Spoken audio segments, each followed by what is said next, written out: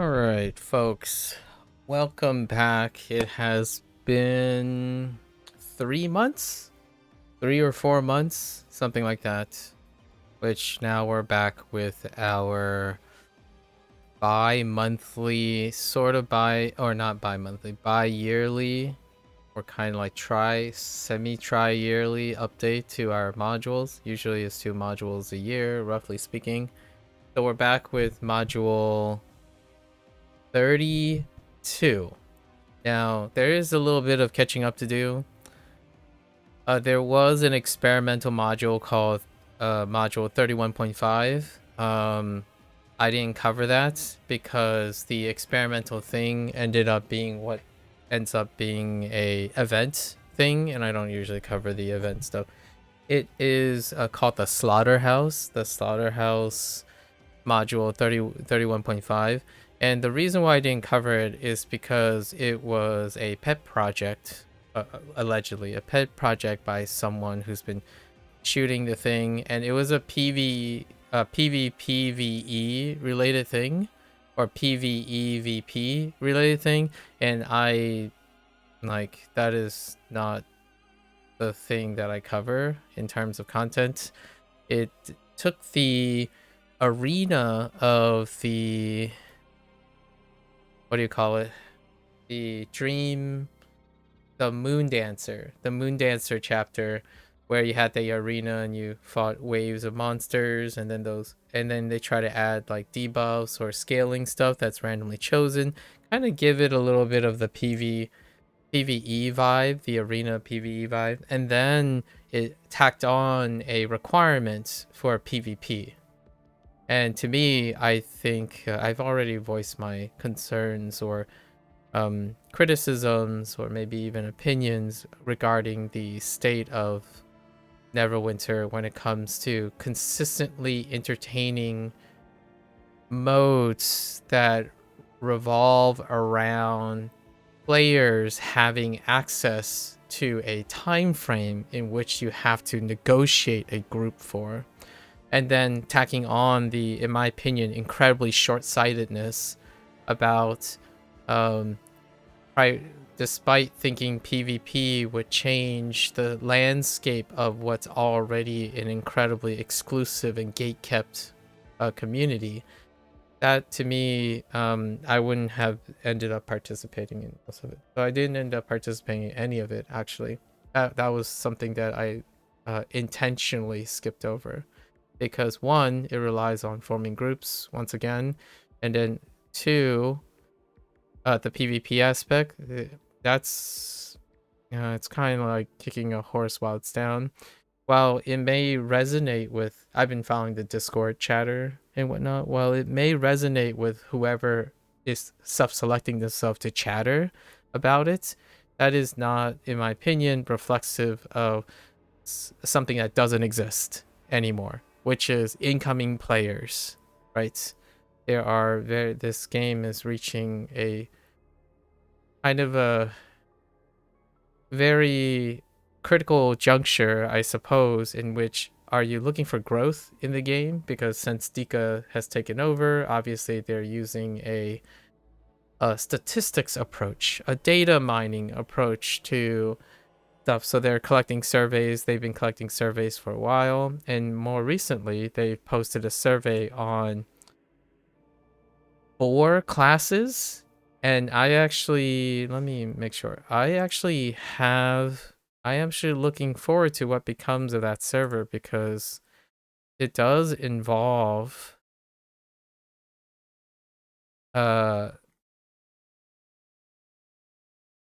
one class, and it's Barbarian.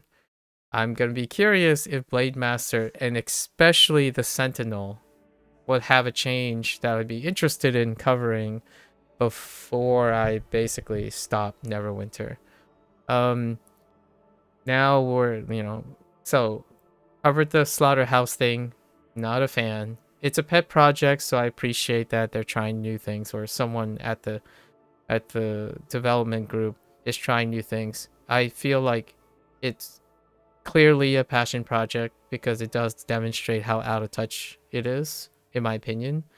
Not a criticism on the person's creativity or their attempt to do so. I'm sure other people enjoyed it. There was a bunch of hiccups and bugs and scaling things. This has now, Slaughterhouse has now been going to be repurposed into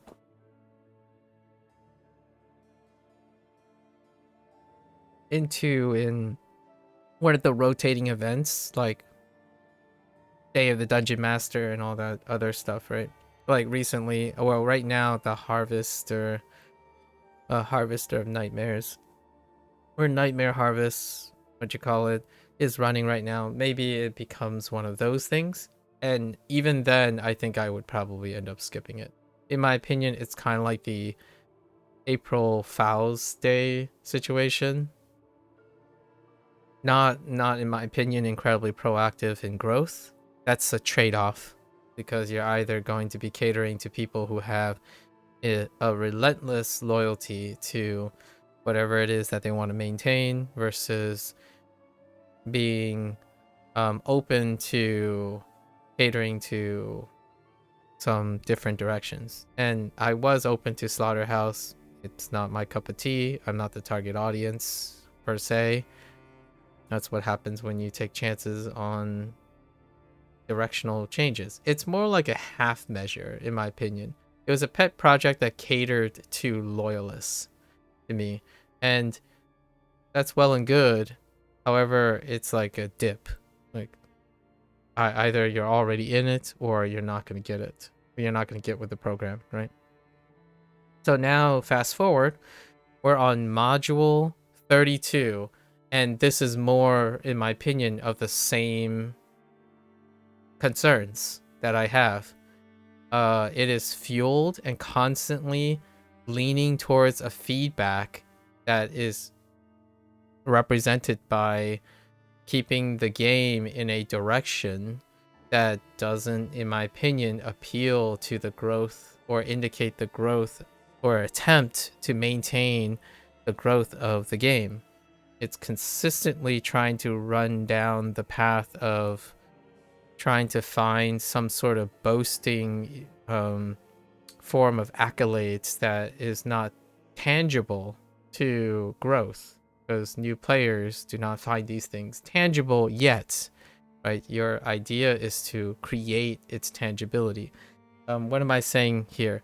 Well, in lieu of their excitement, I actually find it incredibly deflating, actually, because while it's exciting that they want to finish the 2-part episode of Red Harvest, so this is a continuation of the Red Harvest thing that's left behind.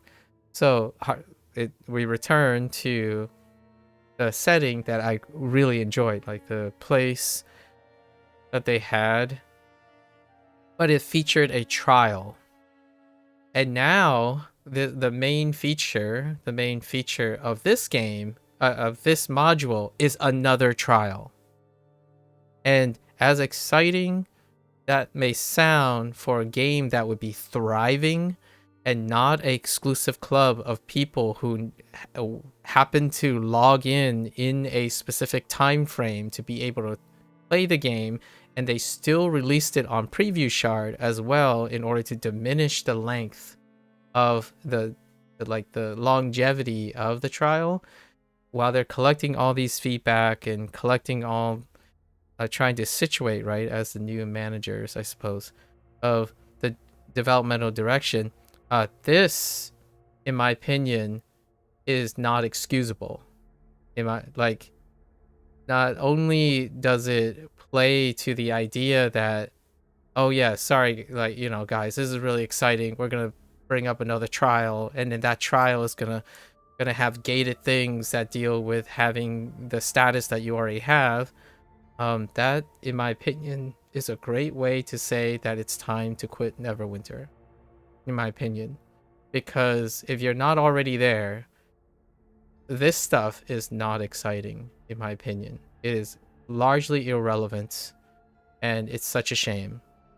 Like, the complex mechanics that I saw that they're describing, we're gonna see it, maybe. There might be a chance. Like, what happens is they're still doing the tier system where the normal version is some gimped selective version of representation of the advanced version, and then the master version is like show off your EPing, right? I haven't used that phrase in a while.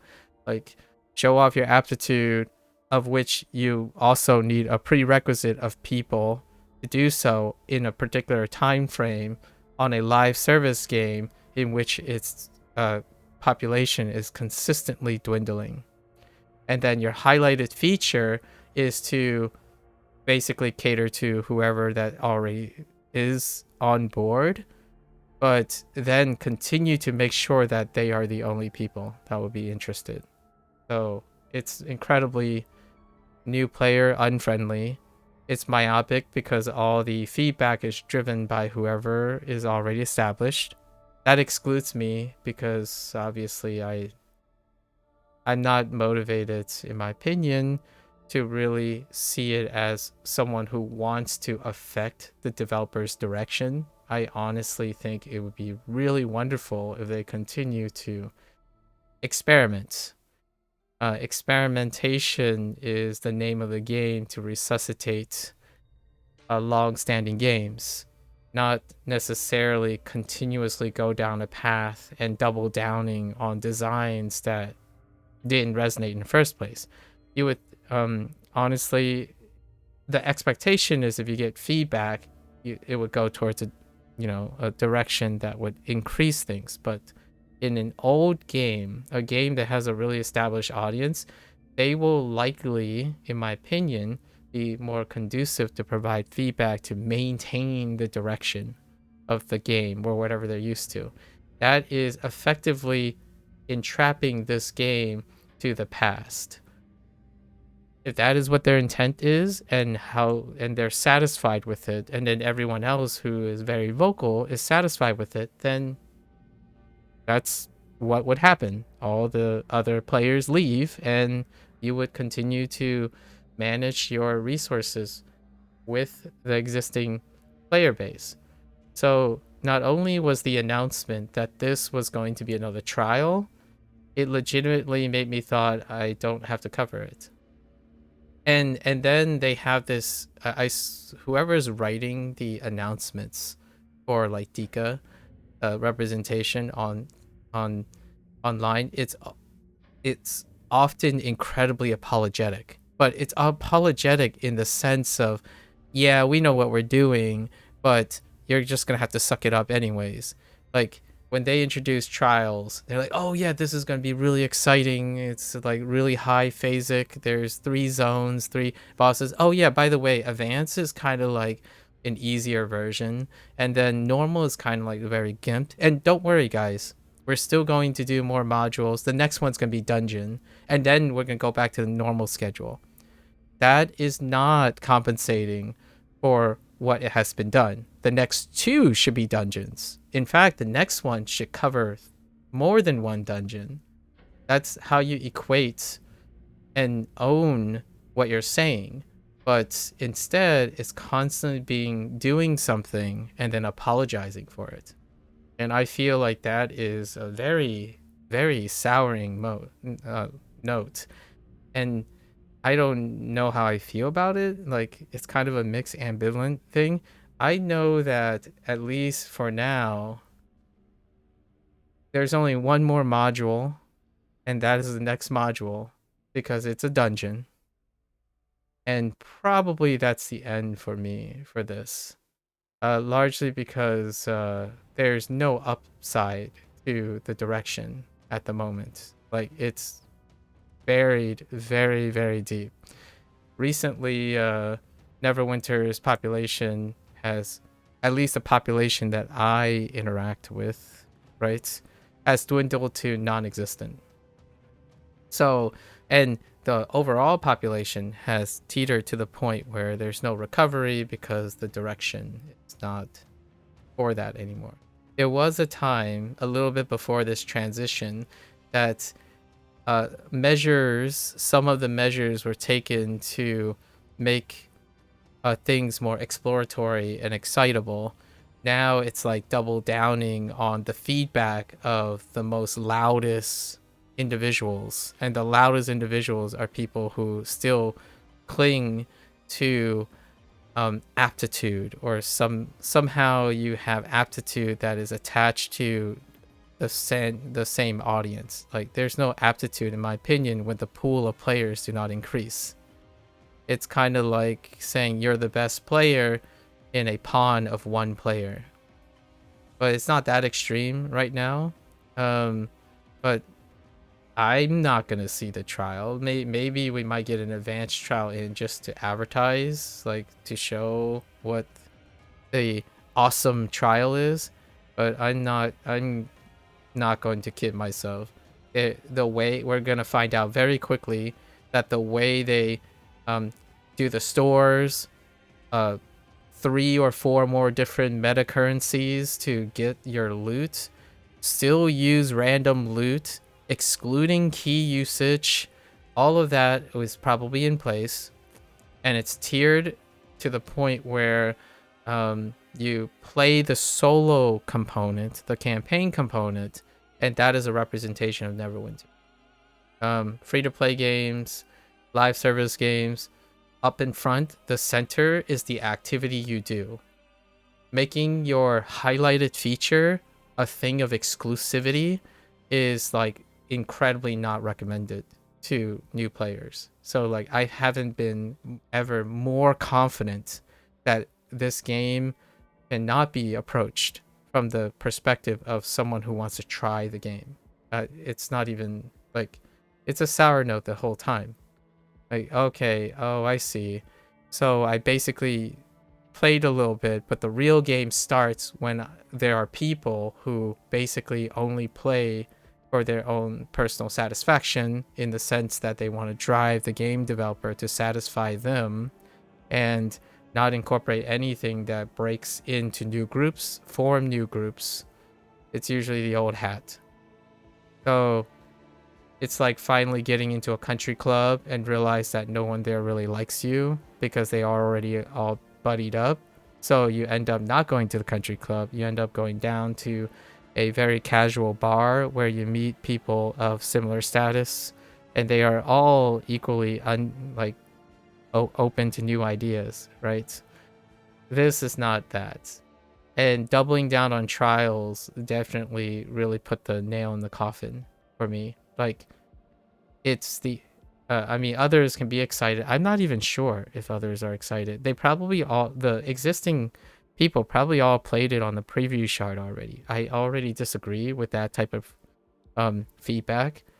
This, you have a limited character base and your feedback are completely biased towards the preview shard stuff. So the people who give feedback is completely biased and self-selected.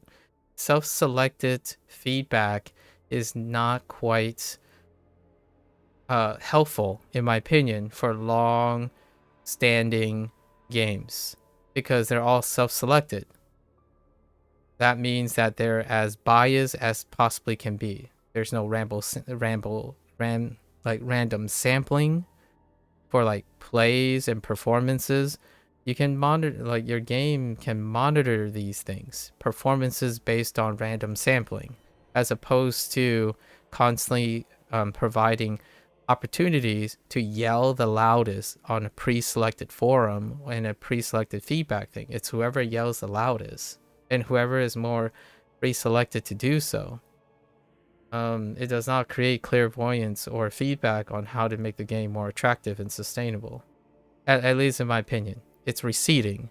That's kind of like taking seniority and hope that without new blood, you can continue to propagate the old guard. And this is probably one of the biggest. Like, there's honestly a big reason why it was dungeon, right? Like, if you want old guard things, there's a reason why it was dungeon trial. And of all the things, instead of going dungeon, it went trial. That's not more big and epic. It's more, let's forget about it. And that's probably where I am right now. So in that line of thought, last module, module 31, also had incredibly unpopular scaling in terms of encouraging people to play things that they can when they aren't hanging out in the high pop area and hanging out with the same people they've played and cleared and smashed and break trials with each and every time, right? Those players that do the campaigns and stuff, they were punished, in my opinion, relatively speaking, last module to make it more interactive, but the progress tracker was artificially inflated until like near the end of the campaign to extend the life of the solo campaign with no added substance, in my opinion, with very little added substance. So now that's going to be with long story short now, long preface. My focus now is we're going to see how the campaigning experience feels. I really doubt that the campaigning experience is going to change, if not worsen, largely because of how they promoted the centerpiece, which is the trial. So in lieu of that, last module I reduced the amount of playtime in this game. So now we're going to continue to reduce the playtime. Before I tried to limit it to 2 hours, so we just did our 3 characters, but if 2 hours goes up, it's whatever character. We want to do it at least with 1 character. So now this time I'm gonna run through the campaign with the desired character because the other character is just not good, right? I think fighters are okay. That's pretty neat. Barbarians are on the edit block, so maybe next module I'll see a barbarian edit. If it doesn't come next module, depending on the dungeon success, I'm pretty much ending my Neverwinter stay, despite like being there since the beginning, right? I think this is like it's probably going to be around for another couple years or however long they have Dungeons and Dragons in enthusiasm. But for myself, maybe I'll touch upon it like for 1 day or 2 days. We're basically continuing to cut down our time because it reflects, in my opinion, the choices that the developer and the publisher has made. They continuously cut down the accessibility of the game in order to focus on things that have diminished return. A trial is diminished return. It's one of the biggest diminished returns since its decline, in my opinion. Continuously focusing on designs that give diminished return is something that I don't know where that's coming from. I earnestly do not know how that is so obvious, but also so not obvious, right? How could there be any reason to think that the most consistent way to increase playtime and desire is to create even higher barriers to practically inappropriate and non-possible situations to even participate in your content? That to me, honestly, I would rather just gotcha something at this point. Like, I'm playing Persona 5 Phantom X. I prefer to gotcha and have a chance at it than this thing, which has no chance. It's like 1%. And then when you get that 1 to 5% chance on the type of player you are and what elitist club that you've been part of and privilege, that is well deserved. They well deserve their station in this game, right? But if you're not part of that, then there's a very low chance. And on top of that, they think it would be very fun to even make it so that the country clubs have to work in a very low odds stake to get that. So if you're not in the country club, then your odds are already very low. And then once you somehow get like a day pass into a country club, you still have a even lower chance on top of that. And that is the design choice that they went with. It's almost as though they put out things to demonstrate that they're listening, but they're listening to everyone who's self-selected. So people who are comfortable in where they are, that's perfectly fine. They deserve whatever it is that they put a lot of time into. And then when they release something, it rarely shows that they're analyzing the game itself independently. So what I mean by that is the design choices reflect exactly what they said they do. They took feedback from, or tried to take feedback from the self-selected crew. So yeah, like of course I would not be part of that. I don't speak through it. I actually am curious oftentimes what the developer is going to bring to it. What is a new direction going to bring to it? Instead, I find that it's basically polling what to keep the game in the same direction. So now, for 3 modules before, I was excited. It looked like there was a different path that they're going, right? It looked like it was a deviation and other things here and there. And now I feel like it's back to the same thing again. Because the feedback is coming from people who are only comfortable in what they do.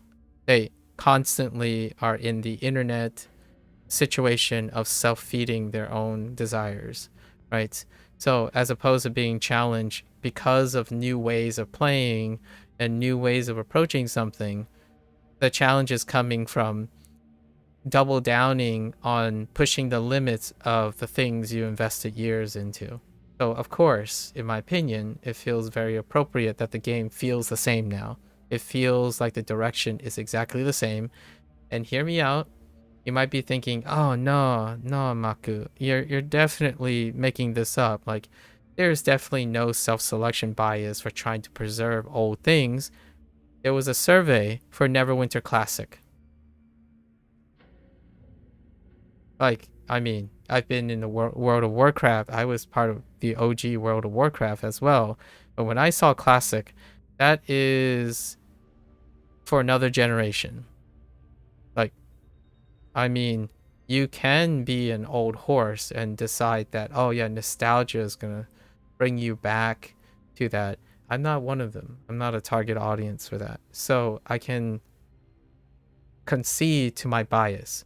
Other people, most certainly, you'll find a lot more people who are into this stuff. The old guard, I would say, will voice their enthusiasm for, oh yeah, get excited. We can go back to doing all the normal stuff, and let's provide more and more feedback to retain and rekindle the same experience. Those are probably the people for you. If you're talking about new blood, new generational adaptations, being current, and thinking outside the box every once in a while, learning a new language, right? Playing different games, that is probably, and new wave games, that's probably where my wheelhouse is. So this module, this maybe next to last module that I'm going to cover for Neverwinter, represents what it is to be stubbornly self-selecting inside an echo chamber. And that is disappointing to me. Obviously, this is my personal opinion. I'm not the target audience of these modules anymore. So since I am not, then I decrease the amount of my time so that I'm not, I don't know, in a cycle of sounding very negative. I truly do not want to sound negative in any way. I think this serves the existing population that is really well adjusted very well. So putting another trial, my thought, right, let me provide a contrasting example. My thought is that the next dungeon, this module, would be changed to a 1-player, 3-player, and 5-player variant, because there needs to be an accommodation for 1-player experience in order to allow them to play in a dynamic of 3 and 5.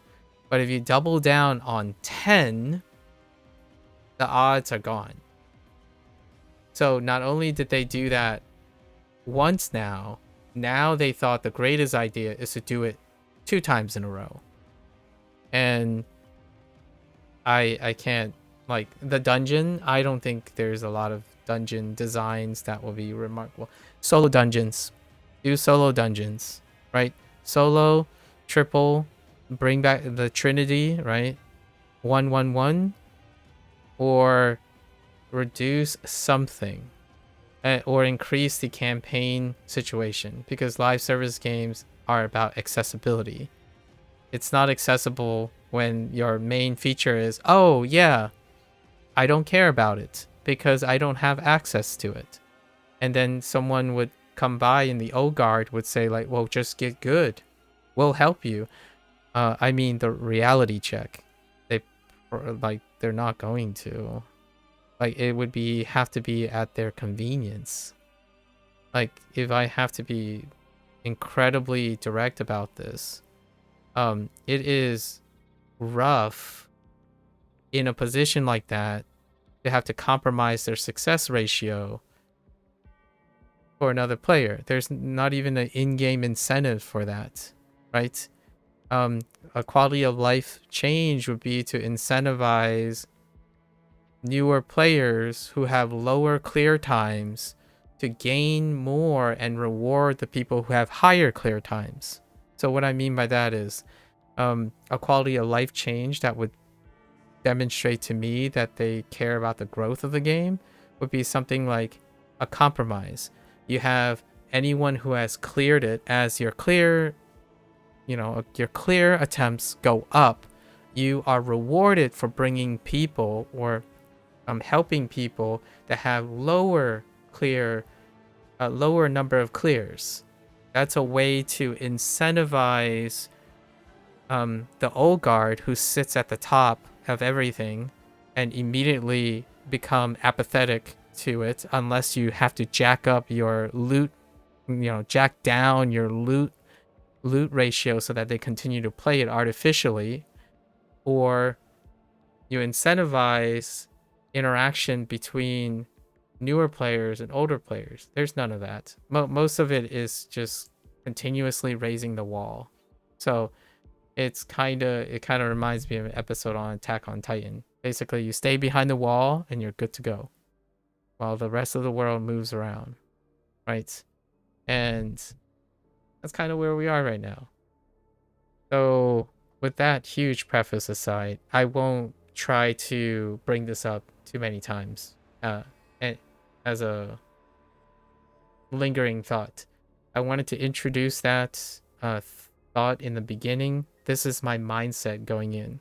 The thought is now to focus on what is it that is accessible and how high do you have to get to find other things accessible. So we're going to be focusing on the accessibility of this module as opposed to thinking about the loot, the gear, the challenge, like the whatever it is that they try to shove down your throat for low repetition, right? Low effort repetition, in my opinion, and see where we go from there. I don't expect it to change too much. And the routine now is I'm pretty much going to run through it on a non-DPS character. So we're going to use the Paladin because the Sentinel is still crippled from the asinine adjustments. I don't even know if that person still works at Cryptic, but whoever unilaterally or decided that it was a wonderful idea. And we're not using the fighter largely because it's fine. We would end up using the DPS branch. So we're going to use the Paladin, and that's it. I don't, unless something very remarkable happens to the accessibility of the campaigning region, I would be absolutely floored. It would be really wonderful if like a a magic trick was pulled out. The odds are not going to happen. So we're gonna find out. It's gonna take about. We're gonna put the clock on an hour and a half for the first time, because usually I like to hear the dialogue, the voice acting, and whatever the sounds are. At least in my opinion, that's how I appreciate these things. But it's a very, very thin adding compared to, oh hey, look at our trial that you can play 300 times for a incredibly ridiculous low odds that even the old guard and the country club complains about. And then my thought about that is, wow, if that is the thing, yeah, I'm definitely gonna go and move to a different game, right? All right, so let's get into this. It's not very positive, but I'm trying to also stay neutral about this. It's for someone, whatever the someone is. All right, so yep.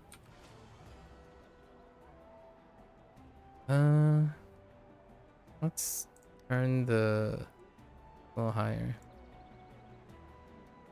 Okay. Oh yeah, we got. They even started putting in daily login rewards. Very low entry points to create habit formation, right? Are Protector's you? Enclave needs your help. You've done well in uncovering Zastam's plans. With your help in establishing a strong alliance with the Resistance, the Harper's agents in the field were able to gain more trust with the other cells. Refugees are making their way to our allies willing to take them in, though not many are keen on Thayans within their borders. As soon as we heard word of the Celestial and the Mythalar, we began immediate extraction. Zuna has just returned from such a mission. She insists on coming with you to help extract Harper Tessa and anyone else who needs help. Go, meet with her, and be quick. Huh. I fear Zastam may be pushing forward with the next phase of his plan sooner than we think. Nice. We have Zuna. All right. Let's go and speak with Zuna.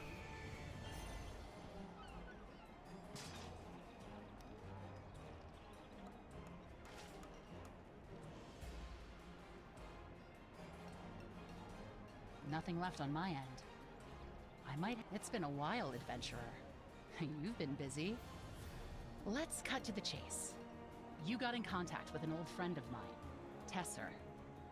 I admit, I'm surprised it was you he asked for, and not me.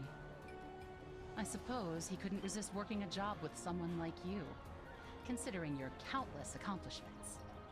Anyway, we need to extract him before Tam gets his hands on him. Come on, let's not waste any time.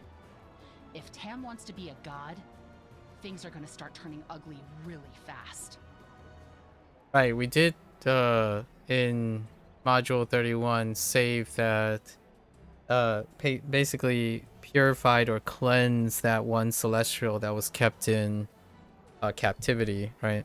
Or was being corrupted by his Zastam's schemes, or I guess was it part of the Mythalar? Yeah, it was probably the Mythalar. All right.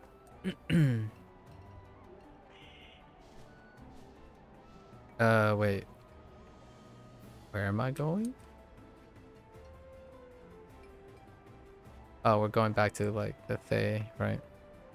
Oh, well, that isn't that awesome. The new area is definitely something I'm looking forward to. Here we are. Oh, neat. Too late. Oh, You've got some Some timing. The monster launched an attack on the city. It's chaos. Meet me at the Cerulean Gate. I'm going to calibrate it to get us the hells out of here.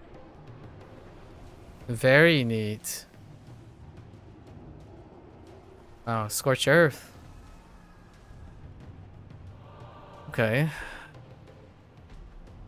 We just had to head to the gate. We can just ignore everyone.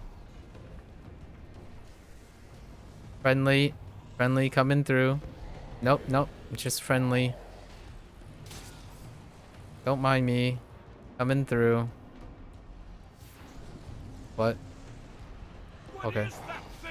Oh, hi. Everyone run! We can't fight it! It has a death aura! To the gate, quickly! One of the, in my opinion, one of the worst features from last module. Not the 31.5, but Tenebrov thing from 31. Wait!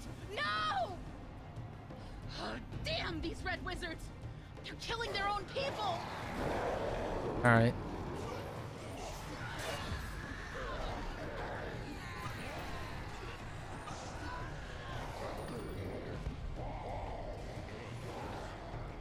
Alright, now we're just heading to...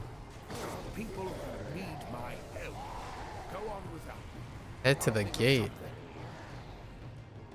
Which gate are we talking about? Oh yeah, it's this way. I remember the layout of the place, I suppose. Same layout. Is it this way? Yeah. Can I mount? I can't.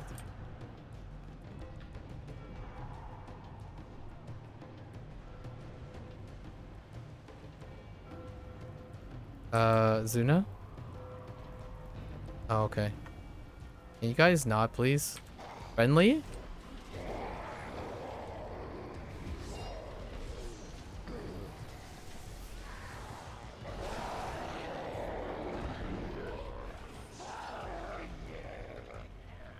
I didn't realize Zuna was a warlock. Why does she kind of look like a warlock? Kind of weird. I swear I just saw Zuna do like the green hand thing. Hello? And why can't I...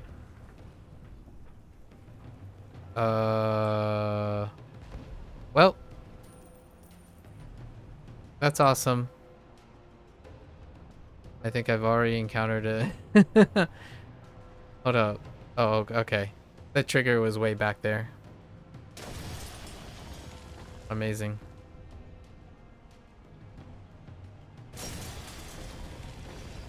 Okay.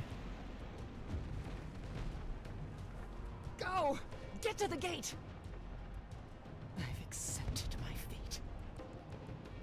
Oh. Nah, nonsense. We'll get there in time. Whoops. I went the other direction. We'll get there in time. Why is this here? What is this? Oh. Just kidding.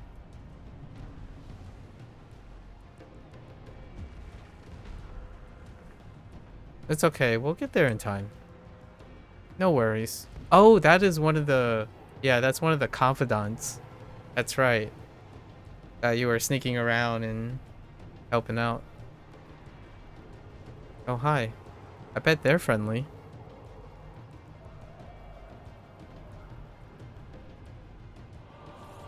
I can't hold it open for much longer. Oh, why don't we just go in? Can I go in? Okay, that would make a lot of... That would make a really hilarious interaction. I think stuff like that would be really funny. To say like, hey, we got you. We know you were thinking it. It's like, what if you just went in the gate? And it would be like an achievement. Like, oh yeah, you got us.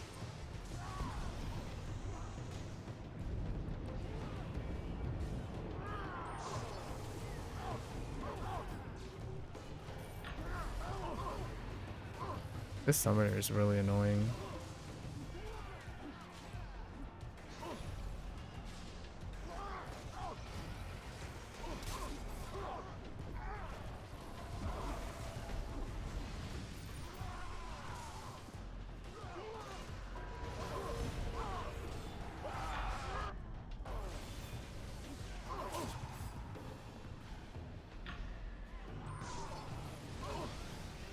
We have to go!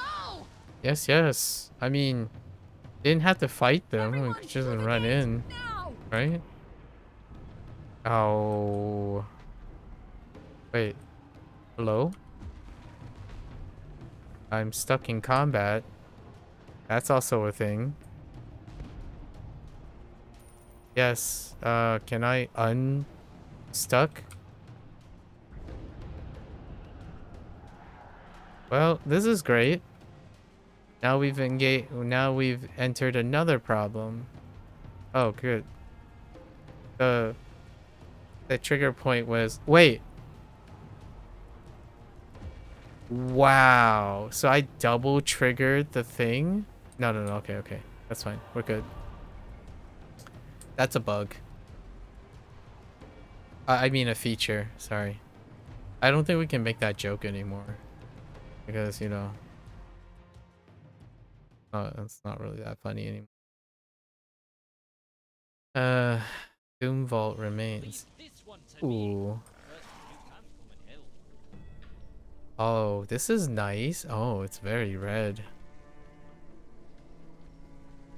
Music's nice. Alright. Oh, that's kind of neat. Alright. Nothing left on my end. I might head out on my own to scout around. See Fair what else enough. I can find. Fair enough. Stay out of trouble. We made it. All that destruction. An entire city burning. If Tam's willing to kill his own people just like that. Looks like the others who came with us are already settling in. I doubt they'll be able to get out of this place soon. Not in their current condition.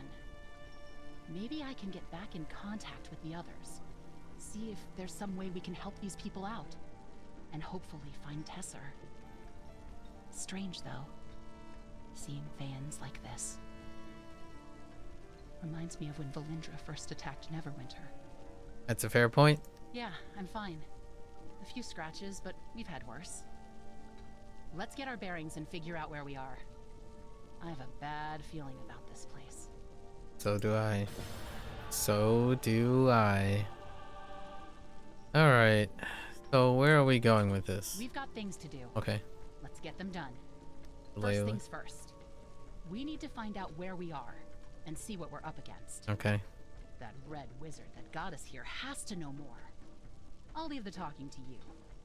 I'm not sure I trust her yet. But she did get us here in one piece. I'll give her that. I'll go on ahead first and see if I find anything interesting. Do what I do best, you know? Meet me back here when you're done. Yeah, so that was a red wizard. Interesting. Oh wait, she was a red wizard? I thought she was a... Oh no, no, that's not the same character. Oh hey.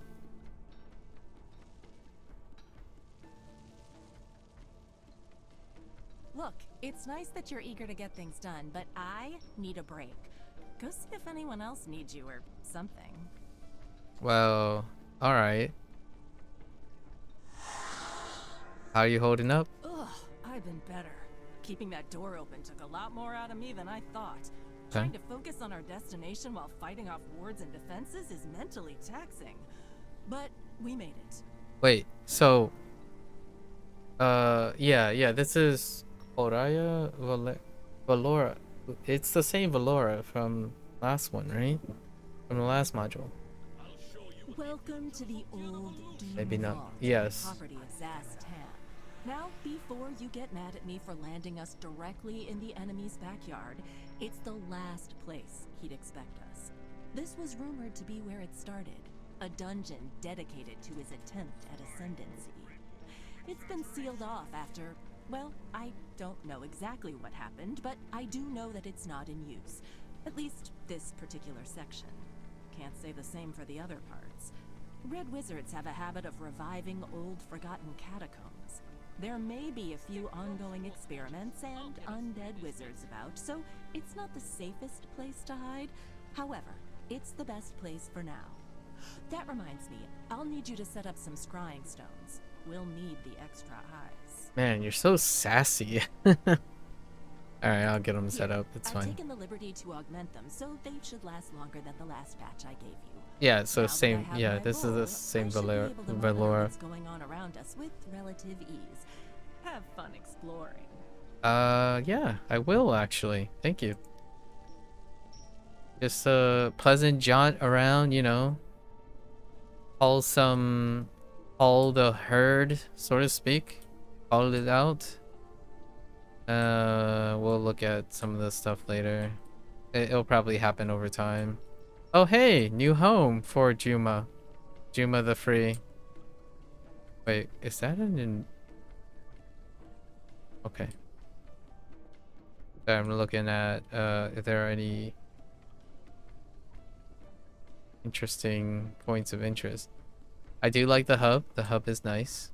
Very red, of course, as per the theme. Interesting icons. I'm not gonna click on them yet.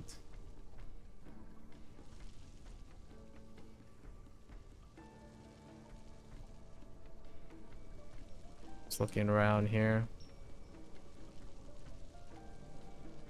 Okay. Go put up some scrying orbs. 10 of them. Boy howdy. Oh, okay. Wow. That's a little bit spammy. Alright.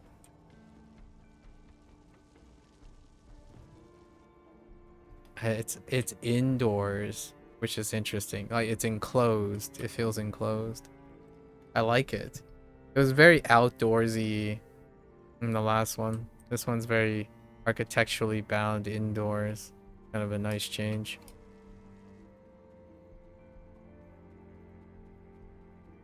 Are you friendly? Oh, you guys are not friendly.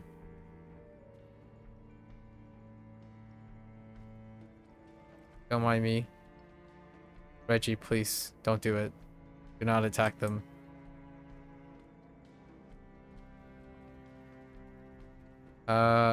Friendly. Heck. How are you guys grouped so far apart? What the...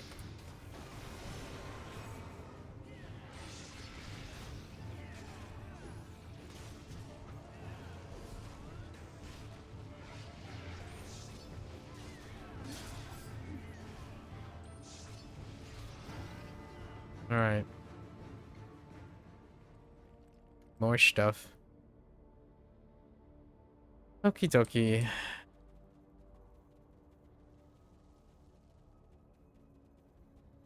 Oh. I can mount. Good call.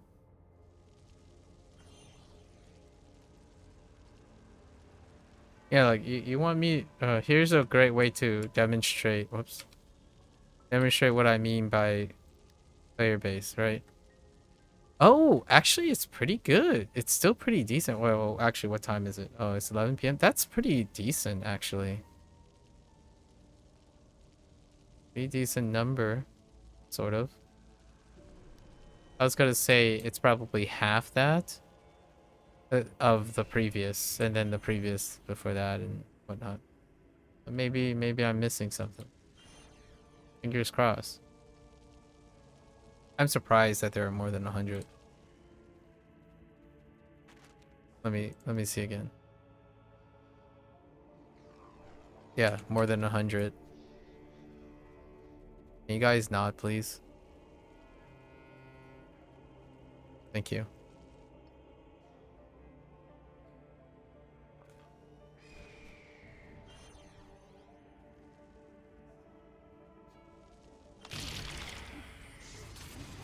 Oh, they are linked together. Maximum distance.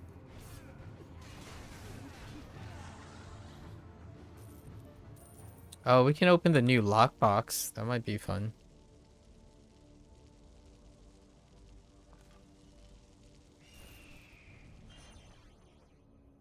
Maybe the gacha component. It's not really a gacha loot box. All right. I'm following the quest line. I'm kind of curious how they path. Oh, that is an interesting way to path. Oh, that's neat. I like that. That's cool.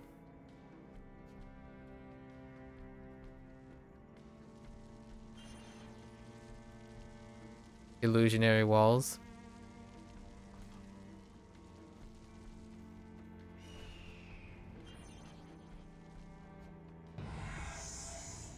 All right. Gather up.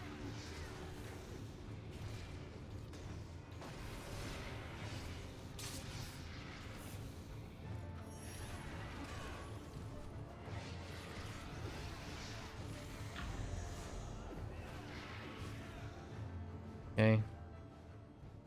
Shh. Oh, come on. Don't do it. Don't do it. Don't. All right. Okay.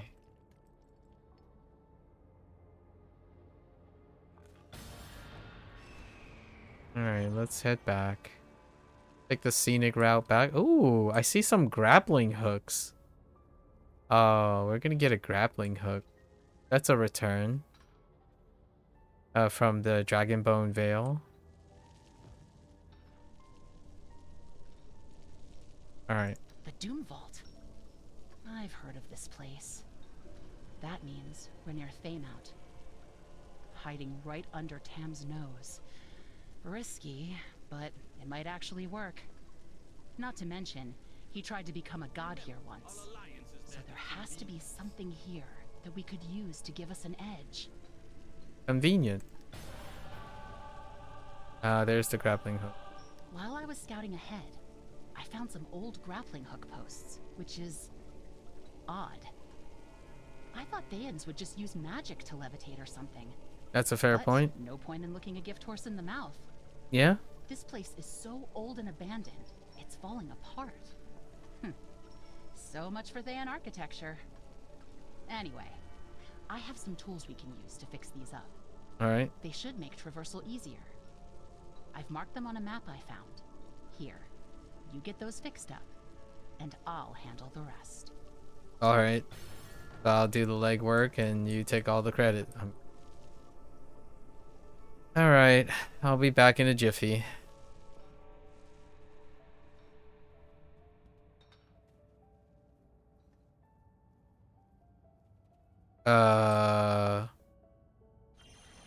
Say what? Oh.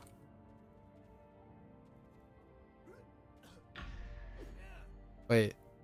Say what?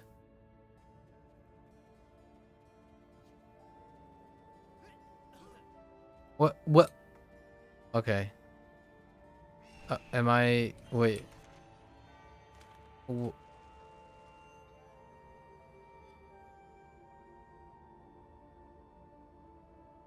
Interesting. Oh wait, am I supposed to... Did you give me anything to repair?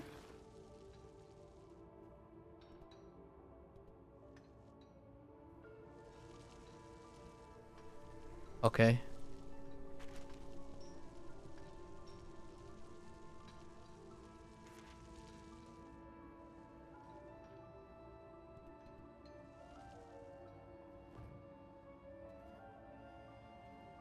Huh.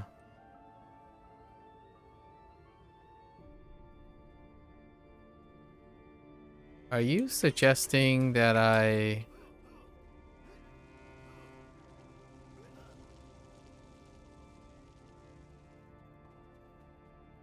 Oh no, you can use it. Oh, that's weird.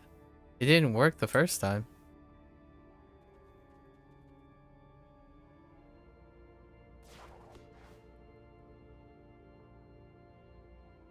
Alright.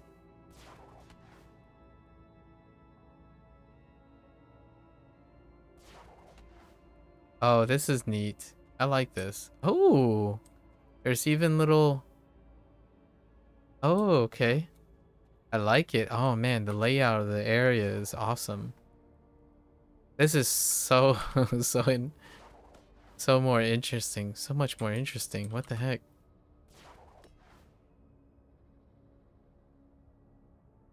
Intriguing.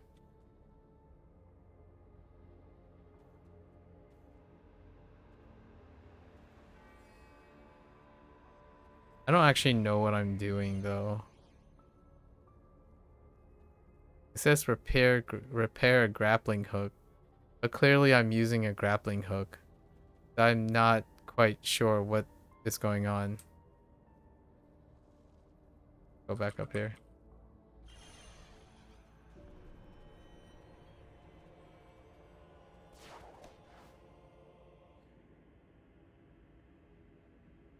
Oh, oh, they mean to repair the grapple station. Oh, that's what they mean.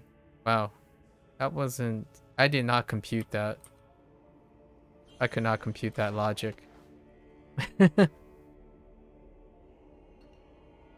little grappling, like the hooks on the poles. I see.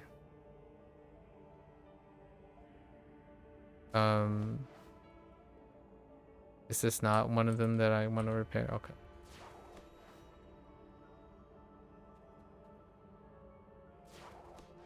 Do they look visibly different? No. Doesn't seem like it. Nope.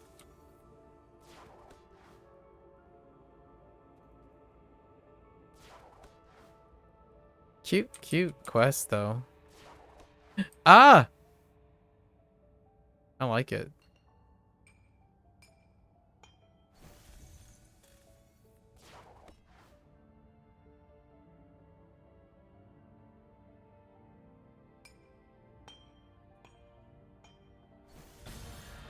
Alright.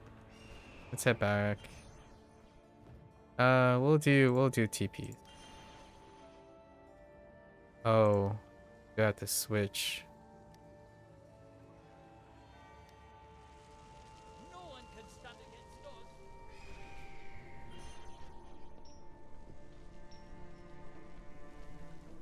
Daily arena needs tank or heal. Looks like there's an arena in here. Good job. We should be able to move around without too much trouble now. I'll get to work fixing more later, the further we push into this dungeon. Maybe we'll find out who was responsible for setting these up in the first place. Okay. Alright. You'd think a sealed dungeon owned by Zastam himself would provide something interesting to read. Well, evidently not. Looks like you and your friend have started mapping out the place, Firebrand. While you were doing that, I did a little investigating of my own. Somewhere in this dungeon is a long-forgotten forge powered by magic, molten lava, and the breath of a bound dragon. Okay. They called it the Dragon Forge. Aptly named. I've heard whispers of it back when I was still a student. They said it was used to craft all manner of magical weapons and artifacts. Somehow it faded into obscurity. If we can locate that forge, maybe we can use it. I plan to use a little trick called dream scrying to find it. It's like oniromancy, but with divination mixed in. Oniromancy. Basically, you take this potion I made and dream your way to the forge. Interesting. There are lingering traces left here that should be able to guide you to where it is. If you start hearing voices, it's perfectly normal.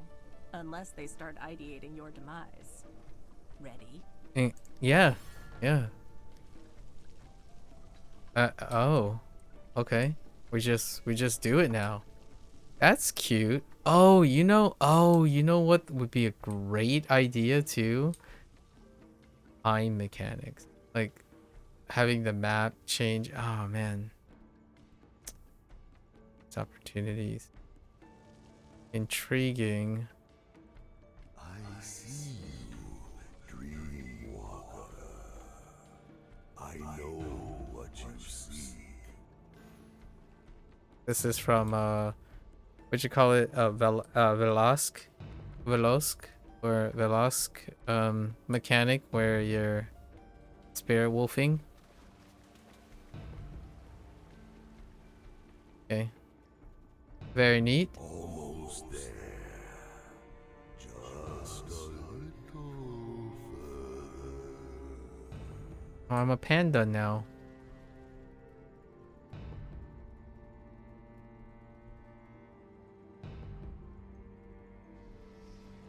Don't mind me. That's cool.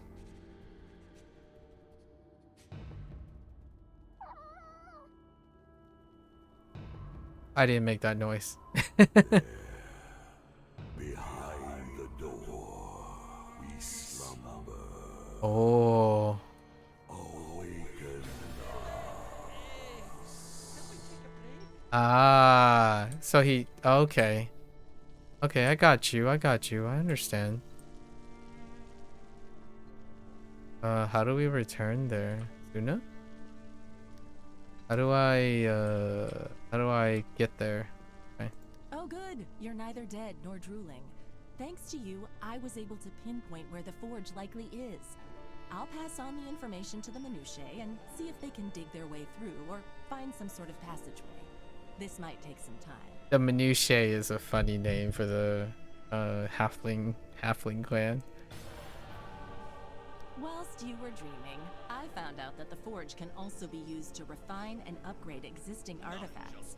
Our resident peddler of exotic goods has graciously sifted through the archives for something worth digging up, and he's found something we can use. Of course, he'll need you to find it. Lucky for you, I scried ahead. You're welcome. It's highly likely that what you're looking for is going to be guarded by traps, so try not to lose a foot. Yeah, so they brought back an old mechanic, right? Artifact weapons. They can customize artifact weapons. I wonder if they use cubes still.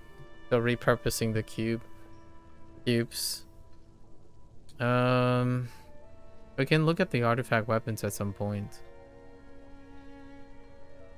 Anyways, it looks like those are the artifact weapons. It looks like there are new materials too. Okay. Let's go and knock on whatever the dragon vault is. Forge. Dragon forge, not vault. Let's go! Alright. It was a long way. Okay, wait. Wait. Hi. Can I just touch this without you bothering me, please? Nice. Wait. Bring... Okay. Goodbye, my friends. Keep them busy. I'm kind of drunk.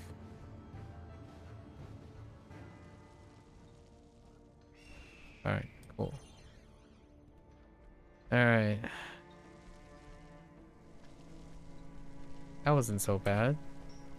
Wait. Bring the artifact to... Is this not what I... Oh.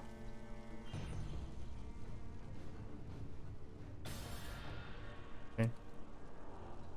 Back in one piece. Good. Once the minutia manage to break through, take the artifact with you to see if this refinement process works. I doubt it'll break, but better to test this on something we could afford to lose than something more valuable. I'm sure Craig can sniff out a replacement if things go wrong. If I have to guess, the that online? Yeah, it's on. I'm gonna have to guess that this artifact set is not gonna be completely accessible in the sense of its scaling thing until like the 8th week. I would be very floored if it's the 4th week or the 6th week. I mean, 6th week is mid, 4th week is impressive, and 8th week would be, come on, Dika. Before we can access the forge and start experimenting, we need to summon the Forge Master. Oh, did I forget to mention that? That's the voice you were hearing in your sleep. Nothing in Thay ever stays dead, and the Forge Master is bound in life and in death. Terrible fate, but beneficial to us. I'm sure the instructions on how to perform the ritual are around here somewhere. Find it, get to the forge, and use it. Talk to the minutiae once you've got the instructions. Oh man, who does this remind me of? From, was it Greek mythology? Founded by death and... It's not Orpheus.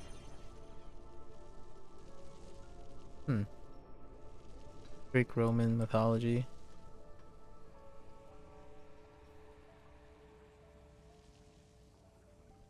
Alright. Stop! Okay.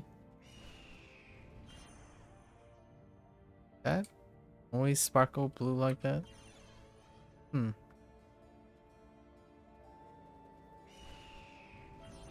No. It's whatever we're doing. I see. Alright.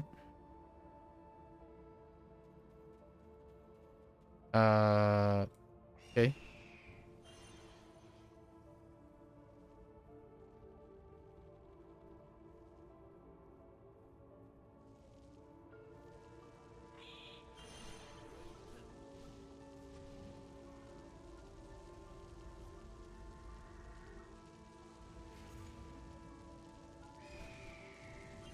Vinny Cracklecrest. Okay.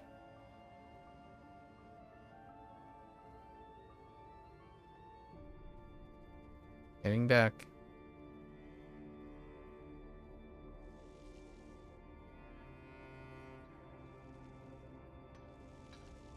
The tunnels are rock solid. Still, do be careful when using them. Wow. Off we go then. Stay close to me. It's a maze down here. Alright, let's go. Hey, adventurer. Oh, Spooky hero. we're still mounted. Whoa, where are we?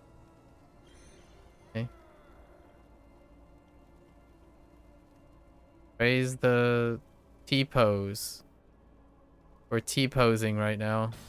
Alright. Oh, the Forge Master. Many artifacts were born from the heart of this forge, and I had a hand in all of them. It kind of sounds like a guy we could exchange a drink. You know? Dragonborn. Fire the hearth and pump the bellows, open the pipes and hear us roar. The dragon awakes once more. The dragon awakes once more. Yep, definitely that impression. Be mindful where you put your hands. The forge has already claimed a number of fingers. Oh, I hope I didn't spook you there, Dreamwalker. You've no idea how good it feels to finally be awake again. I have slumbered for so long. By way of thanks, I'll upgrade anything you want me to as long as you have the materials for it. Oh yeah? Oh dear, but I seem to have misplaced my hammer. Of course you did. How about this? You find my hammer, and I'll waive the material costs. Sounds good? Yeah, I'm on board with that. Alright, find the hammer, you say.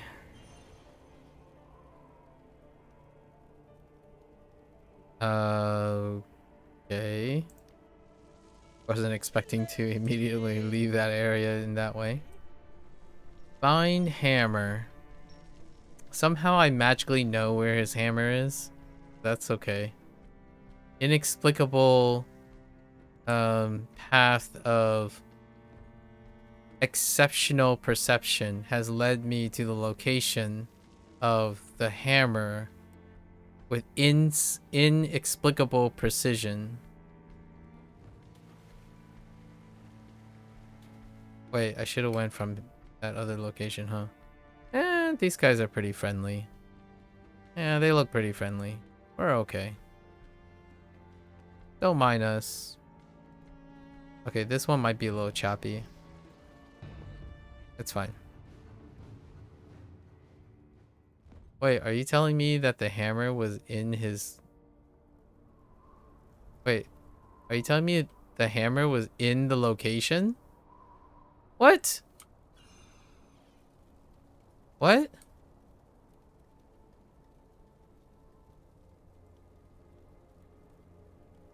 Say what?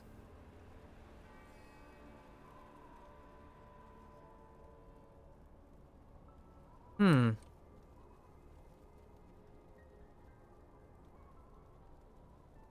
Well, that's awkward.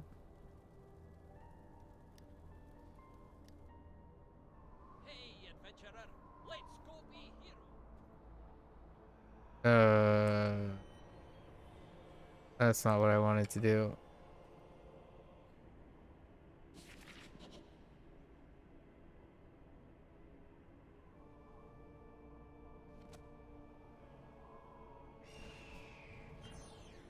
What in the... What in the tarnation?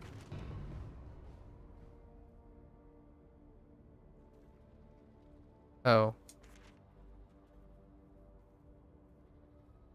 Okay.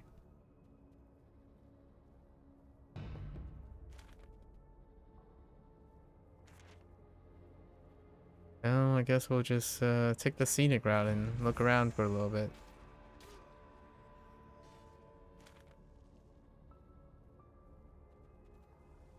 Huh. Intriguing.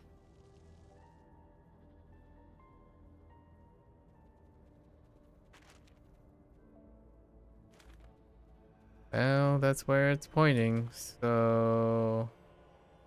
Hi, do you happen to have the hammer? Can I, like... Okay, cool. Wow, how did it end up here? Of course.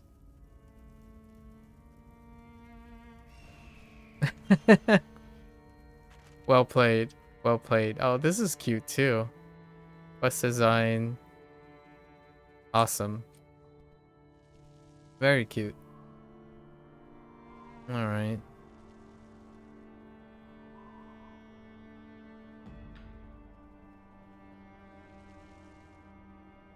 Well, okay. I bet there's something for jumping off of here. Intrusive thoughts, right? The plunge. Oh, is it gonna break underneath my... Oh no! I was expecting the floor to break underneath. Intrusive thoughts? There's probably an achievement with it. So. Oh no, there isn't. Alright.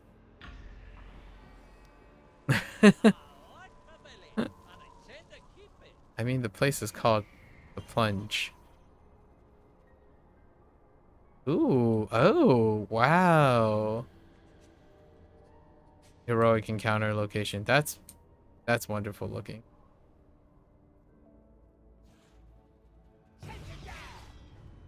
Can you not, please? Thank you. Oh, wait. Is the forge a teleporting location? Hang on. Find out.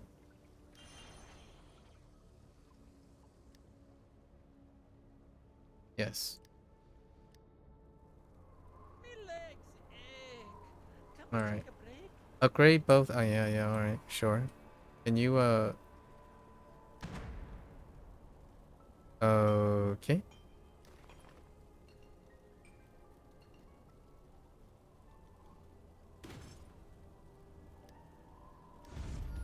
Neat.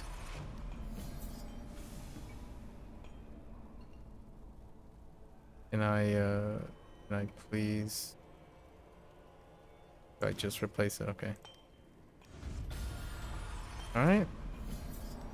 Only 3 more qualities to go.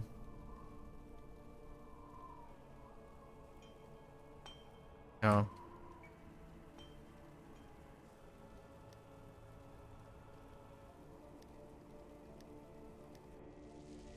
Are you certain this is the place?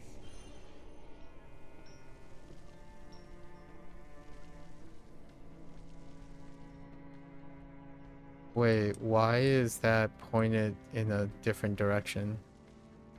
Okay. Glad to hear it works. Now to Mirror, mirror, once again, here we are. our mercantile aficionado has once again discovered a secret that needs uncovering. He's sniffed out a cache of goods that will either line his pockets or yield us results. Knowing what I know, a wizard's cache is rarely useless. Since we're likely stuck together for the foreseeable future, we might as well keep him satisfied. Plus, I owe him a favor for his help with the Blessed Stardust and the artifact. There's an achievement for killing a mimic when you find the second hammer. Oh. Interesting. I'll keep that in mind.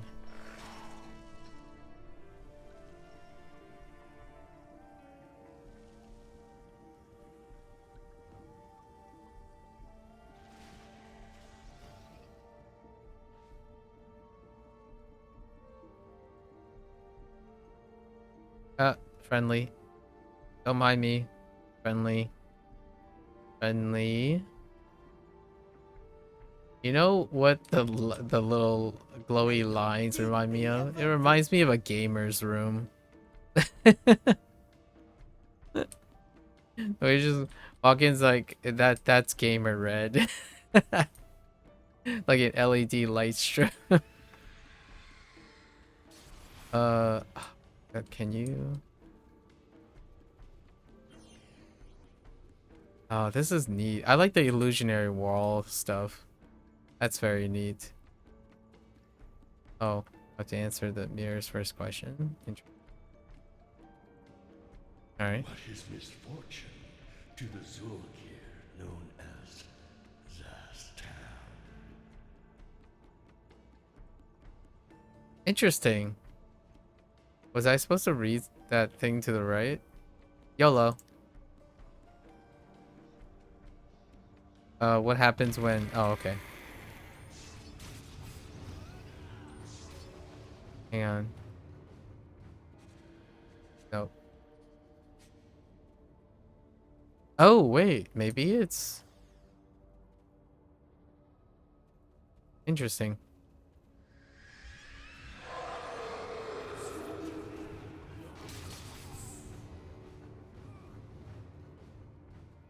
Okay.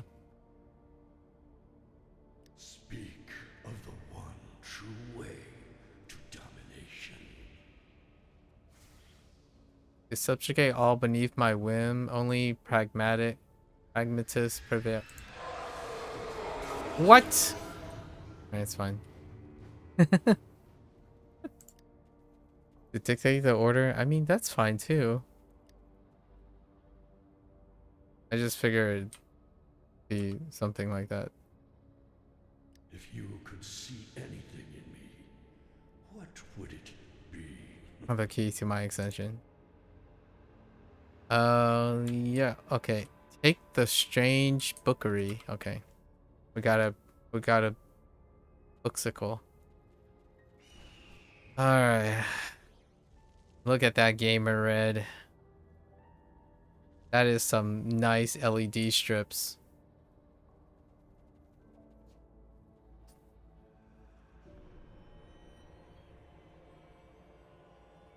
Alright. I quite like it. I really like the illusionary walls, the pop of different colors in the different alcoves. Really nice.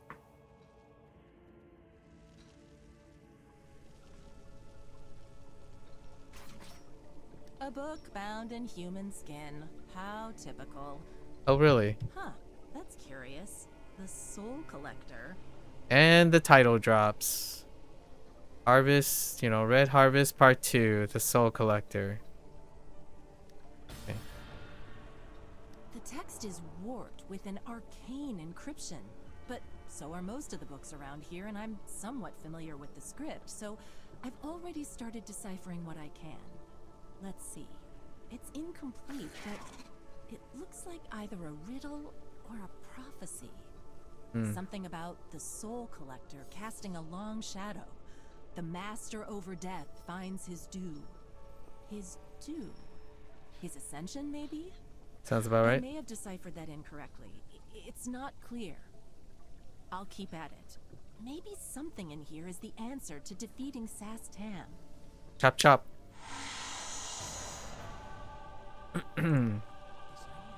Zuna? No Zuna. Yes, Zuna. No Zuna. Anything worth doing is worth doing right, wouldn't you say? Sort of. Hey, Ram. How you holding up? Looks like you're already being put to work by Valora and that new Harper. Yes. Got some time to spare? I'm not asking for much, just a simple favor. Fair enough. We lost a lot of good people back there. Powell, Sergist, Koss. I wanted to do something for them. A memorial. I found a small spot in this dungeon that looks peaceful. Could you plant these flowers there? It'd mean a lot. Say no more. Oh, wait, I need to take the flowers from her. Just like yeet. You just yeet it out of there and forget the flowers. Done that many times before. Okay. Let's go pay some respect to the fallen.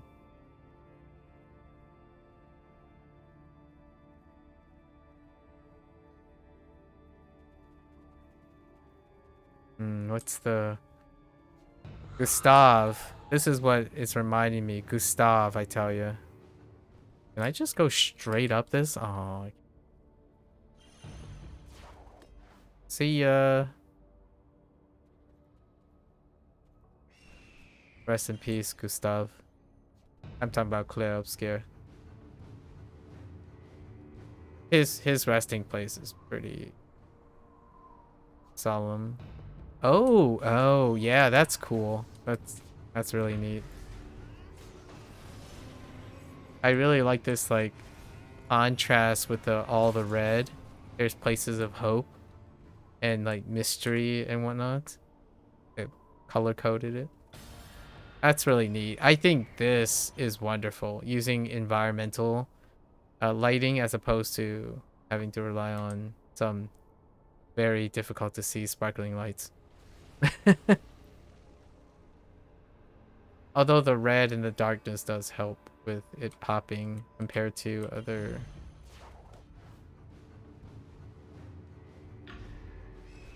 Nah, we just run through. Hi guys. Friendly.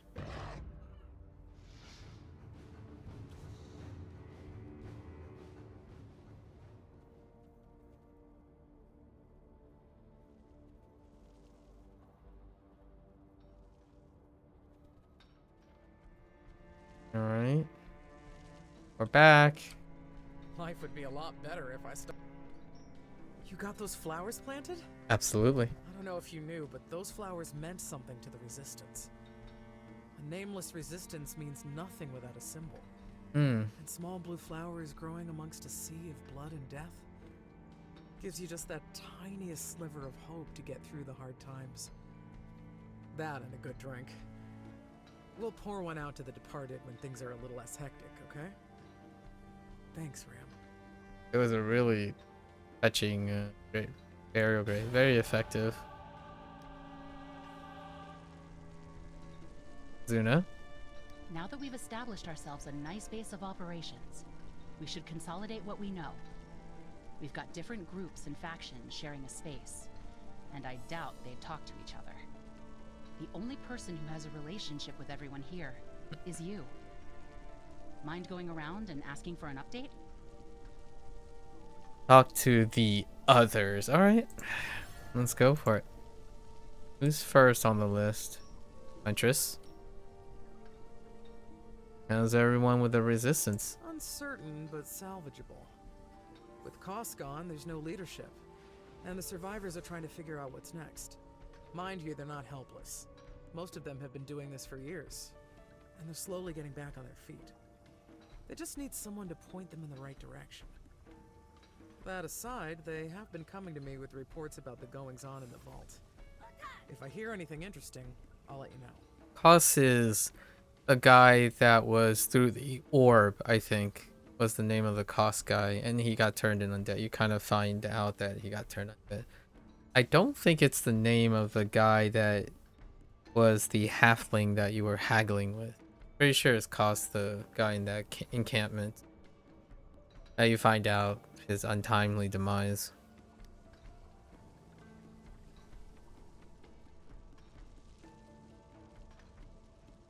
You will be happy to know that we minutiae have made great progress in delving into the vault.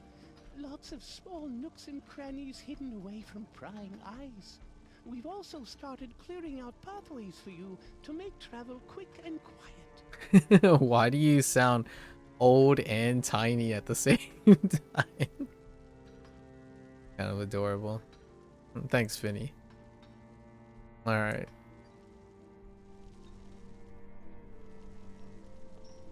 How about you? Welcome. Oh, Craig. We're there he is. limited in goods, but have a gander. I'm sure you'll find something you like. Yeah, Craig. I was thinking of Craig. Since Cost started with a C, I'm like, is that the same name? But Shady Craig is the guy you were dealing with. Hello, nice to see you checking in on us. We merchants have set up shop for all your world-saving needs. I've also established contact with my sources back outside, and we'll be able to provide you with all our services as necessary. Impressive. That includes anything that can aid you in your attempts to take down the big corpse himself. We're all very angry at what happened, and are delighted to lend a hand in his demise. I love this guy. Good to know. Good to know. You know, these things look really weird. They're supposed to be like sausages and like links and stuff. Okay. Anyways, they were at the corner of your eye, like of the eye. All right. Anything new I should know about? The wards are up and running, and I've got scrying stones scattered around to keep an eye on the vault. Sure. Other than that, this tome you've brought me is going to keep me occupied for a while. All right. If there's anything that can help us stop Zastam, it's this prophecy. Sure. From what I've deciphered, it's something to do with souls to fuel ascension, some kind of conduit, but that's just from barely scratching the surface. Prophecies are never straightforward and often excruciatingly vague. Lucky for you, I'm a master of divination. The cryptic future is my pastime. Is that a nonchalant reference? I don't know. Oh, by the way, I found evidence of an experiment that's been left abandoned. Judging by how it functions, it's an automated summoning ritual that draws from the material plane. It goes through a purge cycle every once in a while, which fuels the next round of summons. It's really very clever. Odd, but curious. Thought you might be interested. Is this the arena? Interface with the endless experiment. Defeating mini-bosses in a Doom Vault remains. Yeah, we'll turn the gears of the machine. Once triggered, unstable portals will open and the experiment will begin. Your ultimate objective is to slay the final boss within the arena, but its power is overwhelming. To stand a chance, you must hunt down the scattered mini-bosses and claim their strength before the storm consumes them. Each fallen foe grants you the might needed to face the experiment's core. Time is not on your side. The storm will close in, destroying everything trapped inside the arena. Defeat the final boss before the collapse, or be erased along with it. Oh, that's interesting. Intriguing. Seems that everyone is prepared to take down the Lich, or at least contribute in some way to the cause. Ah, that's a relief. It's good to see that they're bouncing back after what happened. You've probably also heard the good news. Contact has been re-established, but it's a bit unstable. Information exchange is back up, and we've started evacuating who we can. Some are choosing to stay to support us. Let's not disappoint them. Do I actually read these things? Well, I don't have to actually read them. I can just listen to them.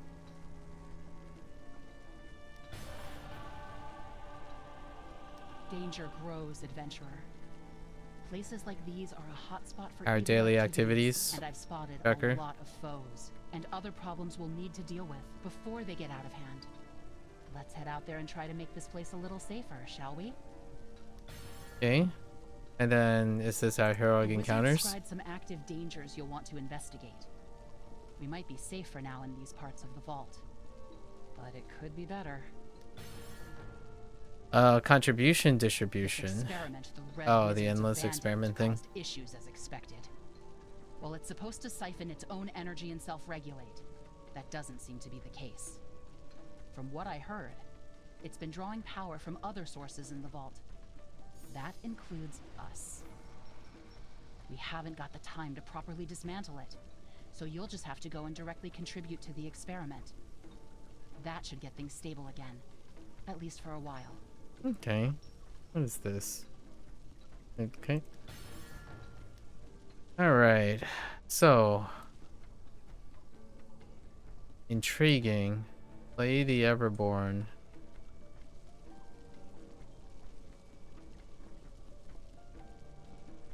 Okay. I see. What is our... what's the weekly tracker? We'll fill the weekly tracker up.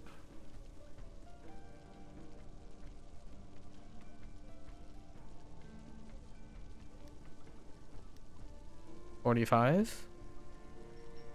Let's look at the...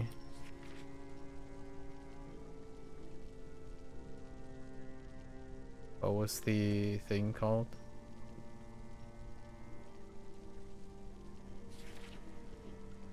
So 25, wow, 50, 75, wow, okay. Colored me impressed on that side of things. I guess we also have repeatables. We've got an opportunity to get our hands on some premium product today. I will need a helping hand acquiring it, of course, but we'll both profit. I like this guy. An order of ghost tears that needs filling. You heard me right. Ghost tears. They're not really tears. They're a form of ectoplasm imbued with sorrow. A powerful and uncommon ingredient.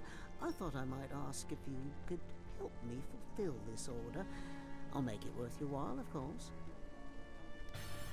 Sure. Treasure hunting. Ooh, abandoned vaults like this are perfect for treasure hunters, and I doubt it's been picked clean. While you're out there, if you can find anything shiny or valuable, bring shiny it back to me. or valuable. I'll give you a cut as thanks. Fair enough. I think we're gonna do the heroic encounters, and then the activities are going on their own, and then we'll look at this ever burn thing. Just like the streets of Tyrantaros, this place Following the is undead. plagued by the undead. I've already had to deal with several people getting bitten, and we don't have an infinite source of supplies. Head on out there and take out a few of them, will you? Sure. A party of red wizards just touched down on the platform nearby. I don't know why they're here or what they're up to, but if they get anywhere near us, our position can be compromised. Plus, in the event of mass evacuation, that's the designated meetup spot. With it occupied, we're sitting ducks. I need the area vacant. You know what to do. Well, certainly. Alright. So. Let's look at whatever this ever burn thing. So, how do I even know?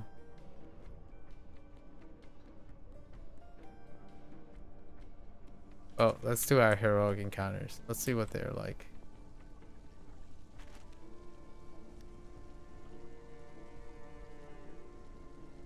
Okay. Day 17.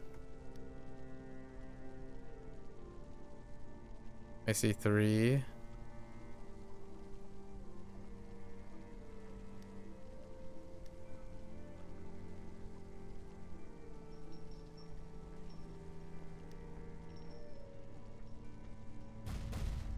1.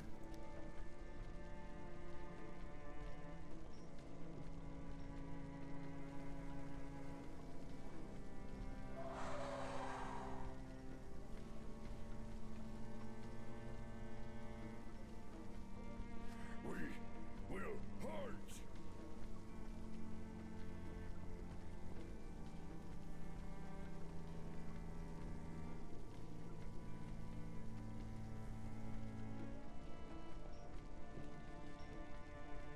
No, 2 active? 2 is not active.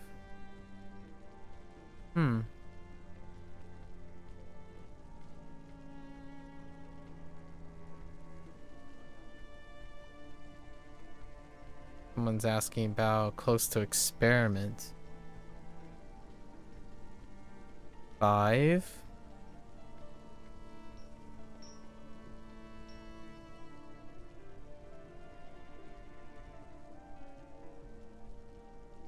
Go to 2 right now, just kidding.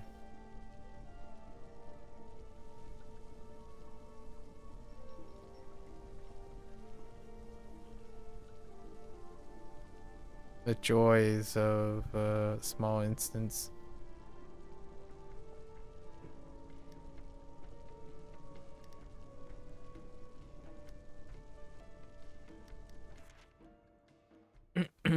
What's happening on 2? My legs ache. Can we take a break?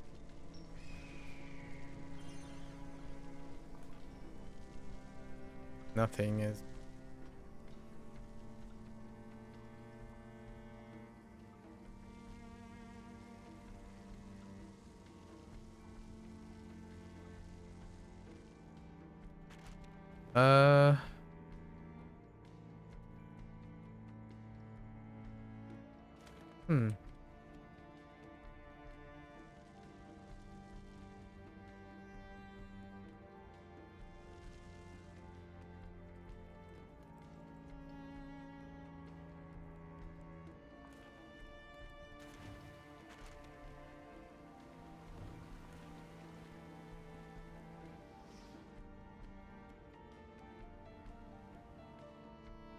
What are the chances that we just have a non-caller?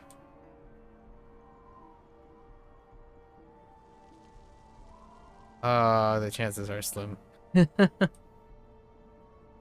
Yes, very slim. Okay.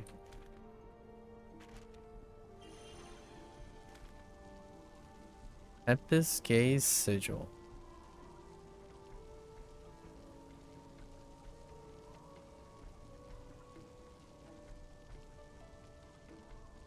Oh, I do want to check what the daily ones are.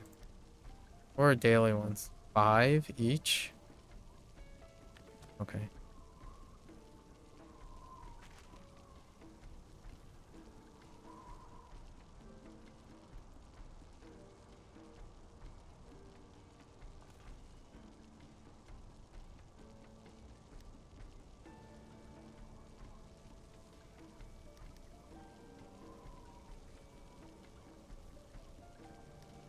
That was unfortunate.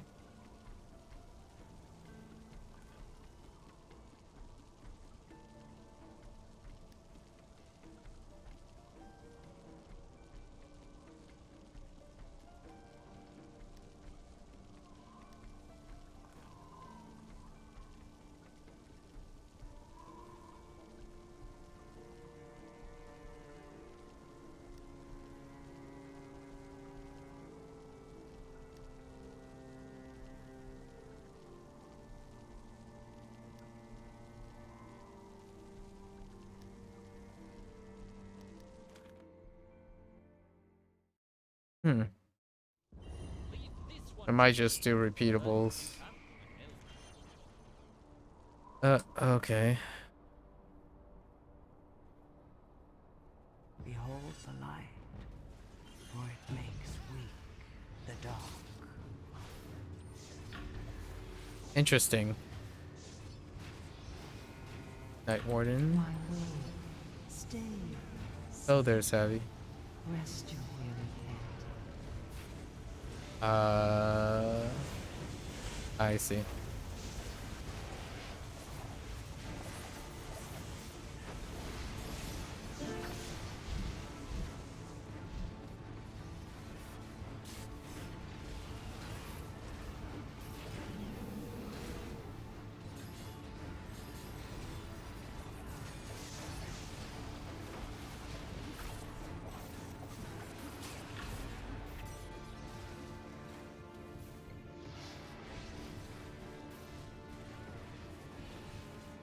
Okay.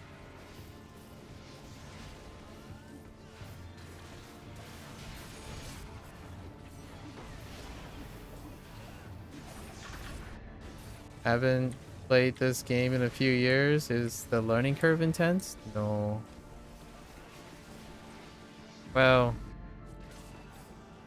no.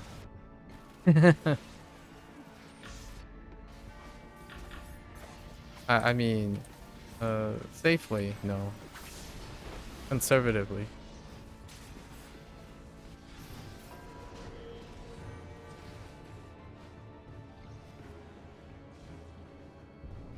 A few years, huh? When was the last time you played, Savvy?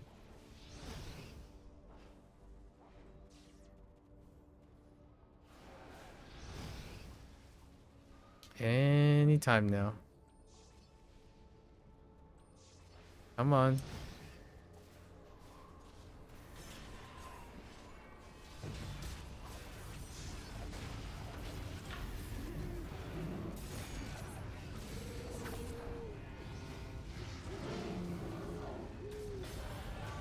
Neat.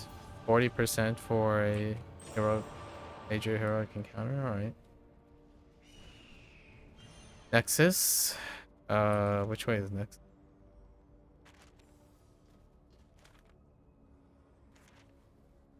Okie dokie. Maybe COVID time frame. Can't remember. Ah, COVID time frame.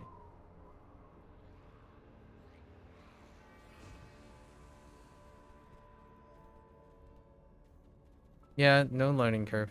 Or, I mean, no steep learning curve. Unless you count the trial, which I suppose sort of.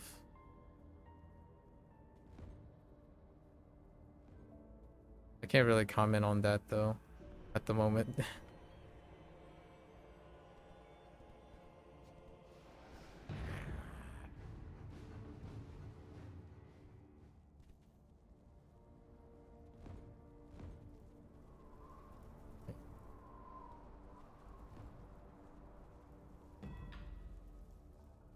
Oh, I really like these little pockets. Look at this. Man, this place looks amazing. I love the pocket contrast for everything. And managed to put in little bits and pieces of all the different biomes.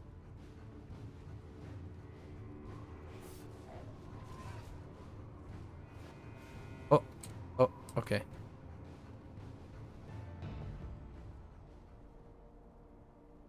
Oh, very neat. Man, the environment is fantastic. New area. Game still has this beauty. You see that? Yeah, it still does. Silver linings. It's a really big one. Like, look at this contrast. I think they really did outdone themselves this time. This place is nice.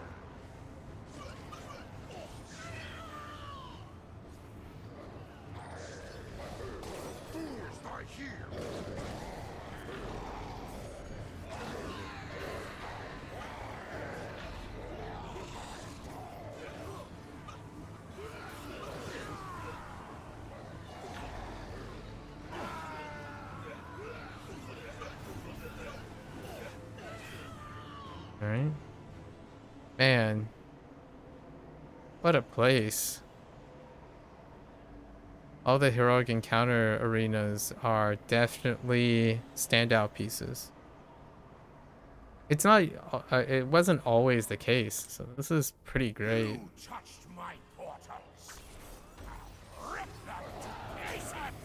Like, you get drowned with red, and then suddenly all the locations that you need to focus on are incredibly contrasting to the red. Really nice.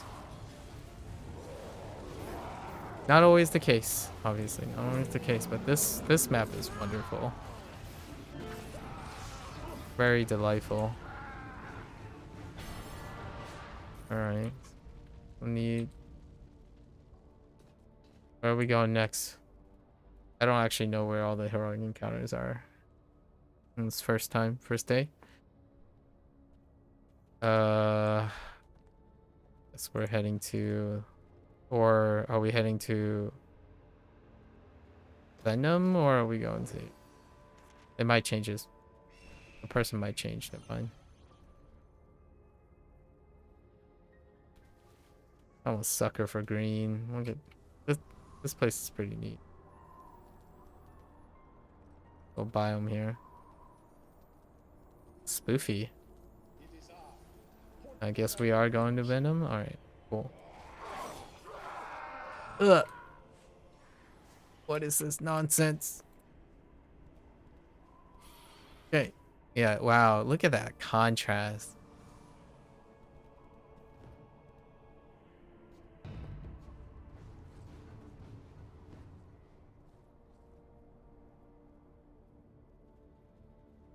Evil toads. And what do you call them? Myconids? Myconoids?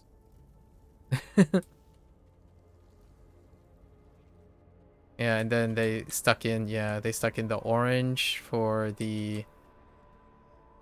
that stuff. And then we have your lava biome with touch of glowing shrooms everywhere.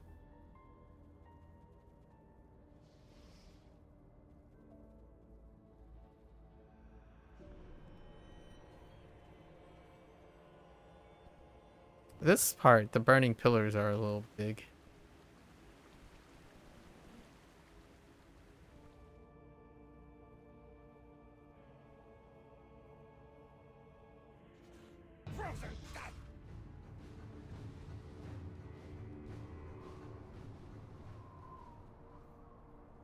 Going to have to give a game another play? Yeah, feel free. No monetary commitment anyways.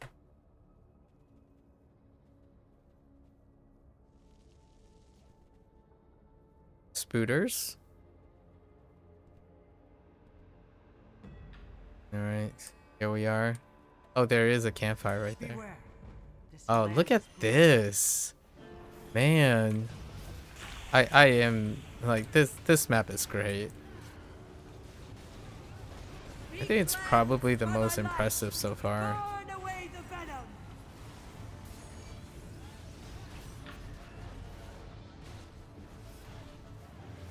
Yeah, not the arenas for the heroic encounters in previous years, like largely they're not like this standout. They've definitely done a wonderful way of highlighting the arenas for the heroic encounters.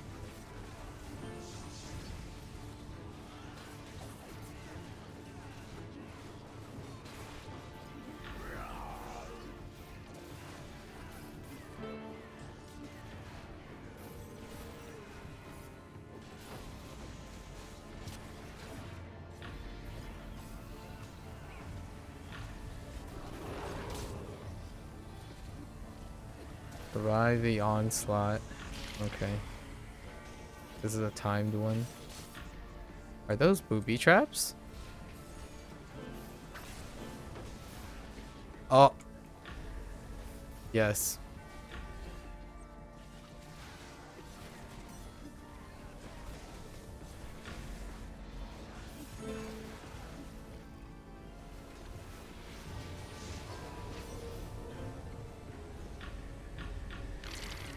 They're kind of far away.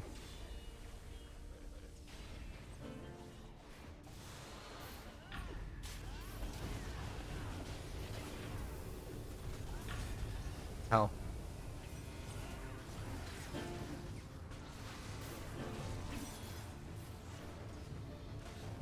What is that I keep hitting? I'm hitting something. Or maybe someone's chucking something. Oh. We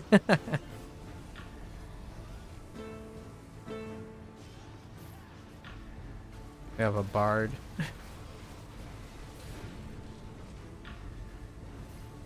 Ah. Gosh, such that explosion trigger is pretty funny.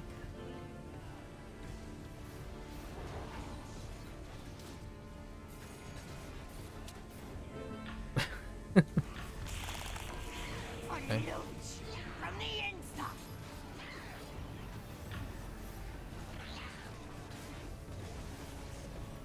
Oh, on some unlucky buddy got whomped in the middle.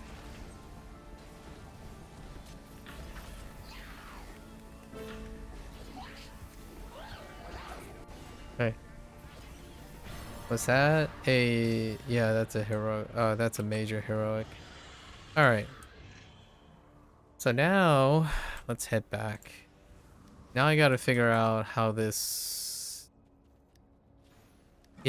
experiment thing works.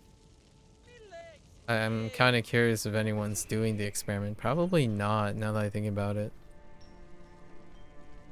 I'll wait a little bit and look at the chat box. Look at the chat box and see if anyone's doing these experiments. Just got word of... Yeah, so you get 25. That's lovely. 25 is super generous. They went from questionable from last time to super generous. 25 for weeklies is impeccable. So I definitely kudos for the team, and kind of represents that.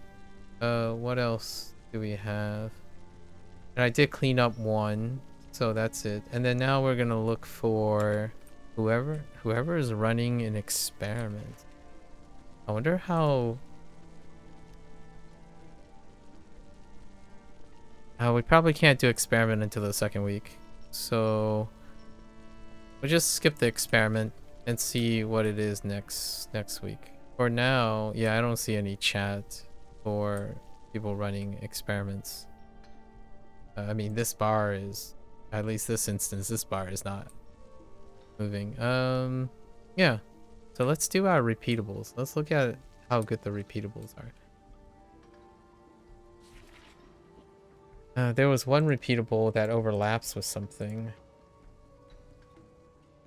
That's a fetch, activate and stabilize. That's a interact, and then undead. Okay, so the undead one is pretty fast. Let's go and do... We gotta hide these so that I can actually see. Alright. Select ghost tiers. Let's see how quickly that is. Oh, why is this highlighted?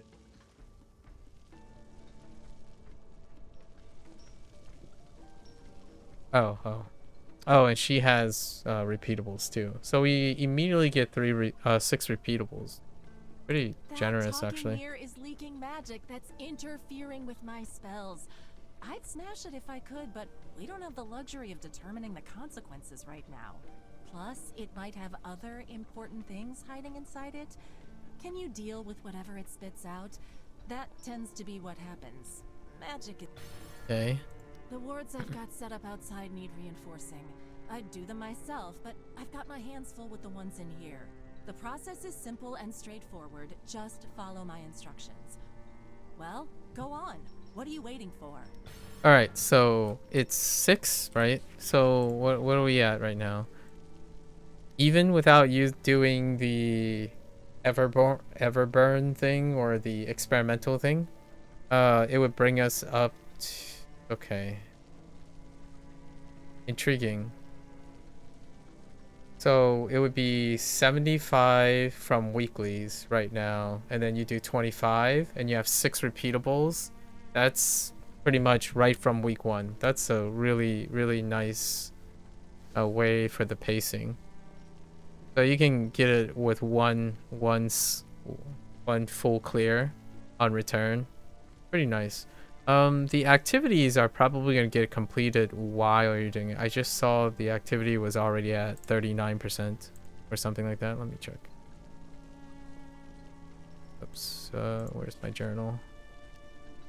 39% just for completing the heroic encounters. That's pretty good. And I'm kind of curious how much turn-in will do. So let's go check and do some of these quickly. I think the pacing for the campaign is incredibly reasonable. I mean, I listened to the whole thing and it's still half the volume of... So now we have to do... This is the repeat of the first task. That's pretty okay. So far, taking out undeads is a... what is it? It's an S tier because you have to clear undeads regardless. So that's awesome.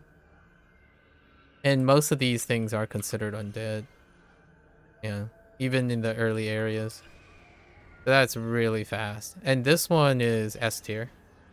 Yeah, A tier, because you still have to clear body peeps. But A tier is really high already. So the first two, the repeatables are already pretty great.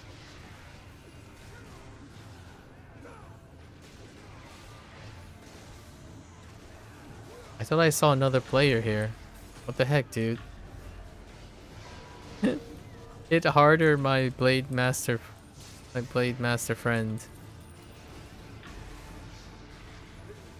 Okay. One more here. Still no cause for experiment.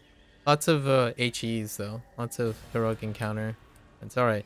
So that's good. Wards are fast. So now what is... Why is this place highlighted? Find treasure. Interesting. So I guess we're looking for treasure. It's not a drop, it's an interactable? Somewhere? Oh, is it this?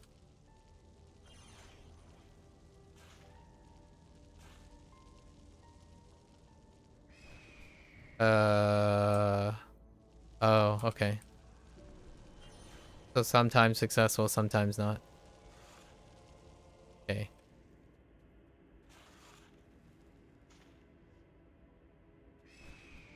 What? Scammed. Alright, I guess we're going to the second area.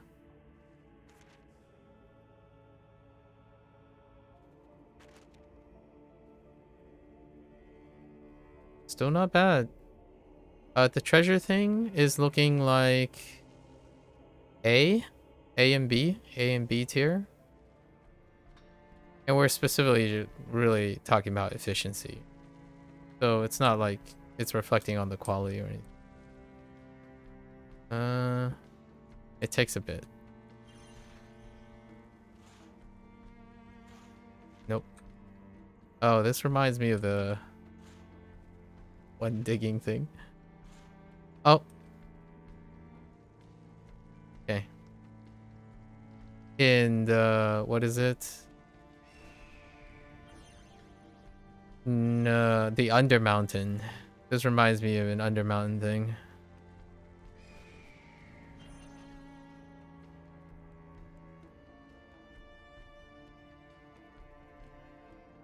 Oh, you know what? This also reminds me of Dragon Veil thing too.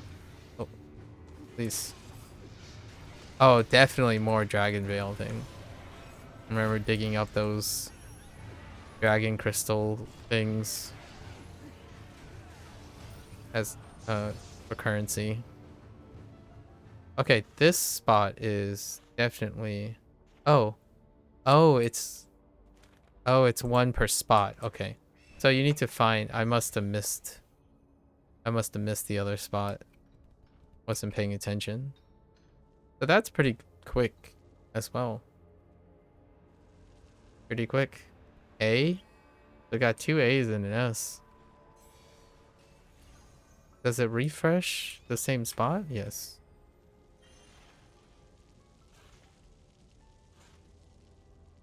guys.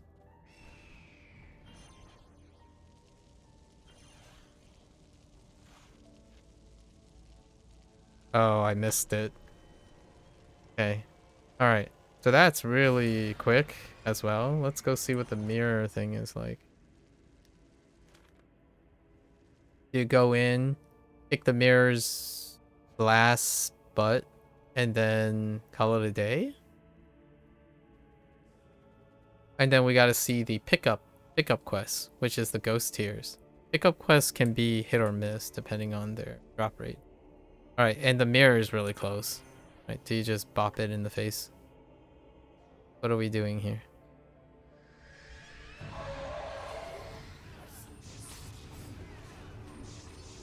That's super generous. That's S tier right there. That's an S tier. Alright, how about we do this ghost tiers? Where do you go for ghost? Oh, we can stabilize runes. The place is both big and accessible at the same time. It's crazy. Alright. So we touch this. To stabilize the ward? What happens? Stabilize the ward by holding your ground.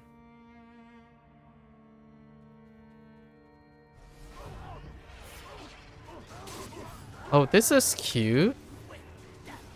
Oh, you know what this reminds me of? The Chult quest. Where you hold your ground. On the banner. Do I have to stand here?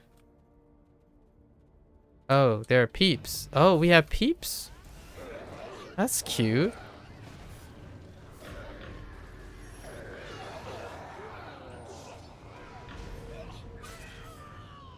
I don't think we have to stand here right now.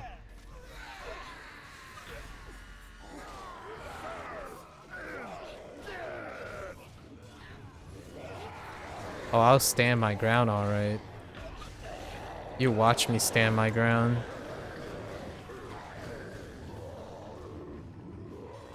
Can I? Oh, what if I just... Oh, you know what? What if I held one alive? Oh. I was thinking... Could this also be... Yeah, you have to stand in the place. Okay, that's fine. What happens when it's complete? Ah, yep.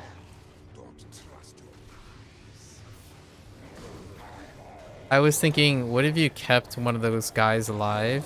But you do have allies that remove them.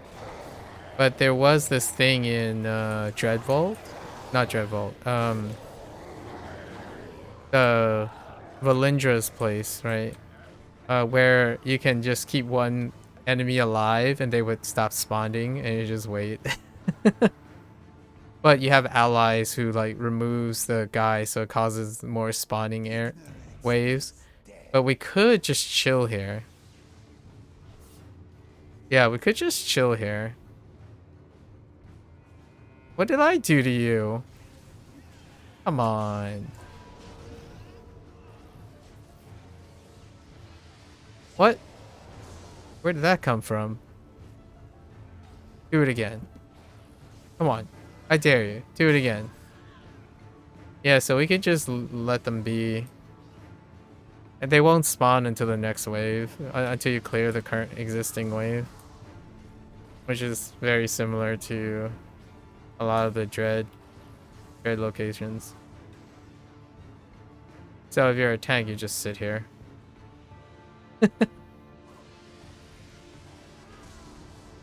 Oh, okay, never mind. It still spawns. It's fine. Just pretend like we're not here. Just pretend. Go, Reggie, go. Regis has got this. Got this down packed. Objective game. This is the objective game.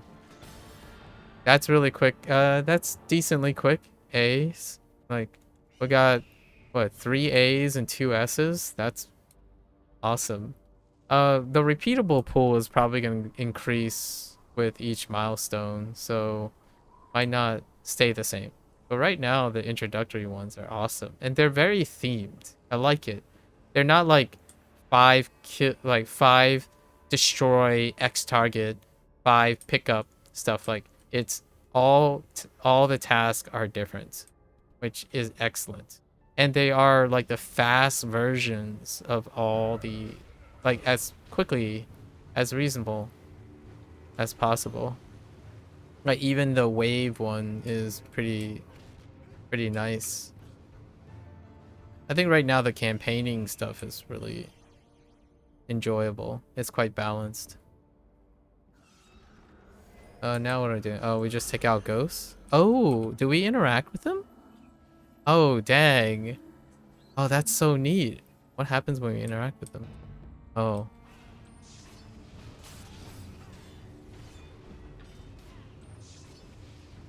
And then you get what? 1 ghost tier? I don't know how I feel about that.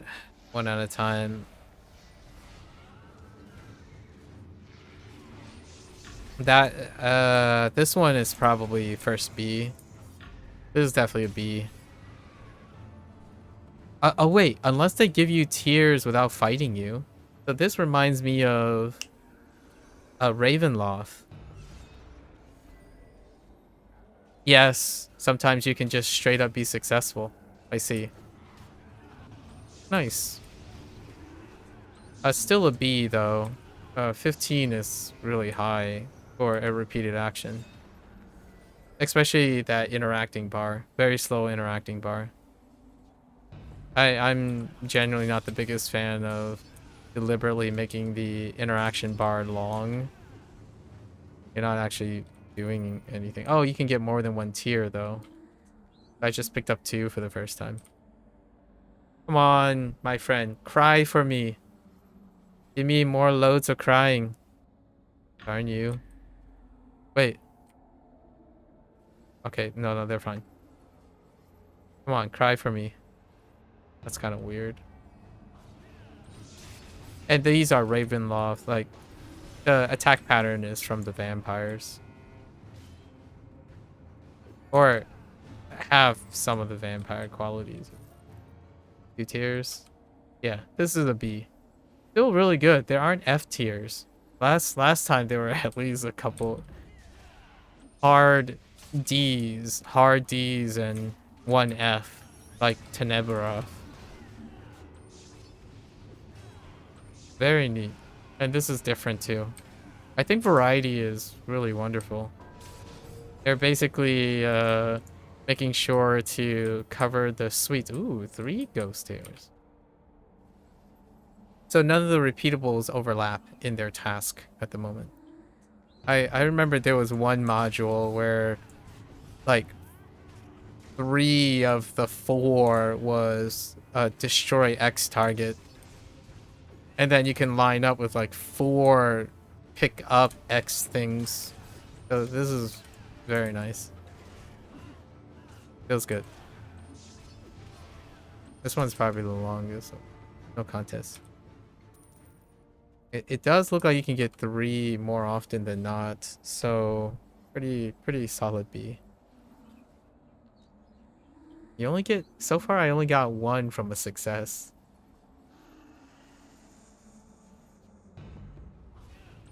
So you kind of want to bop them.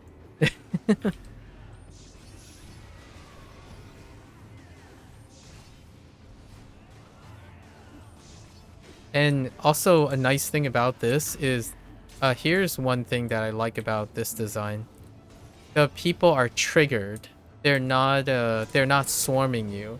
So oftentimes these like interaction ones are really like not great because we are going to be trying to interact with them and then you get interrupted by something else. A good example from module 31, which was the last module, is the fawn ones. The heckin' fawn ones. You're like interacting with the fawn and then something else spawns and slaps you in the face constantly and interrupting you and whatnot. And you still have to like take damage from it. This way is awesome.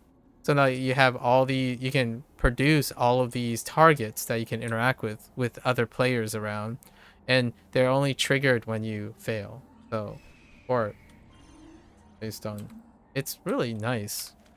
And then we still got, do we still got 1 more thing? No, that was all 6. Neat. Very neat. I like it. So what, you get 30 in less than probably less than 5 minutes. 30 in less than 5 minutes, and then you do 30, which is 60, and every other week you'll get 25 from activities and 25 from heroic encounters. And then if you so lucky, you can do the experiment. So we're talking about less than 30 minutes, less than 20 minutes actually, while all of your tasks are not repeating. So let's find out how much activity percentage you get from one turn in. Let's see, we're at 46 from killing, you know, like taking out mobs and stuff. So let's turn in one. And that gave us, oh, it's 3%. Never mind. That part we'll probably have to do repeatables. It's only 3% per turn in. The heroic encounters is where you get it. Whew, that was So alternatively, had everyone here on edge. You can what would have happened if they discovered our whereabouts? You can Thanks hit for giving us time to breathe. Hey, I'm just talking here. You can probably do heroic encounters and then just fill your activity bar with heroic encounters. Once you get the 30, right? Or like do 2 rounds, then you get 60 total. 60 total, and then do your heroic encounters for 25, and then follow the train really quickly to fill in your activity bar, because a cycle of 2 heroic encounters and one minor encounter is already 40%. So you only do 2 cycles, which is great. I think it's fantastic. So we turn these 2 in, right? And then we turn these 2 in. I could really... Where are we? We should be, yeah. And then you turn those 2 in, and then they'll be exact. Wow, look. Nice. I actually might consider doing 2 characters at the same time. Not today. I only planned on doing 1 character because that's my bare minimum, right? That's my mid average right now. Usually on these module days I would do 3 characters, all 3 tanks. However, I still am not the most excited about that. All of this is to set up a trial that I will probably not be able to find an opportunity to show footage or cover over the mechanics. I'll see if I can enter one at a really different hour, right? It has to be the flip hour of what I'm doing. So I don't usually play games during, like, play games earlier. I'm doing something else. Let's see. Let's look at, there's still a few things to look at now that we've completed our 1 character, right? The nice thing is there isn't anything blocking you from completing this campaign that requires someone else or some insane level of farming yet. This was a problem for Menzoberranzan and North Dark and whatnot. Those things require like special takedowns that you can't possibly do without someone else, and they no longer like are useful because you can't do them anymore. There's not people around.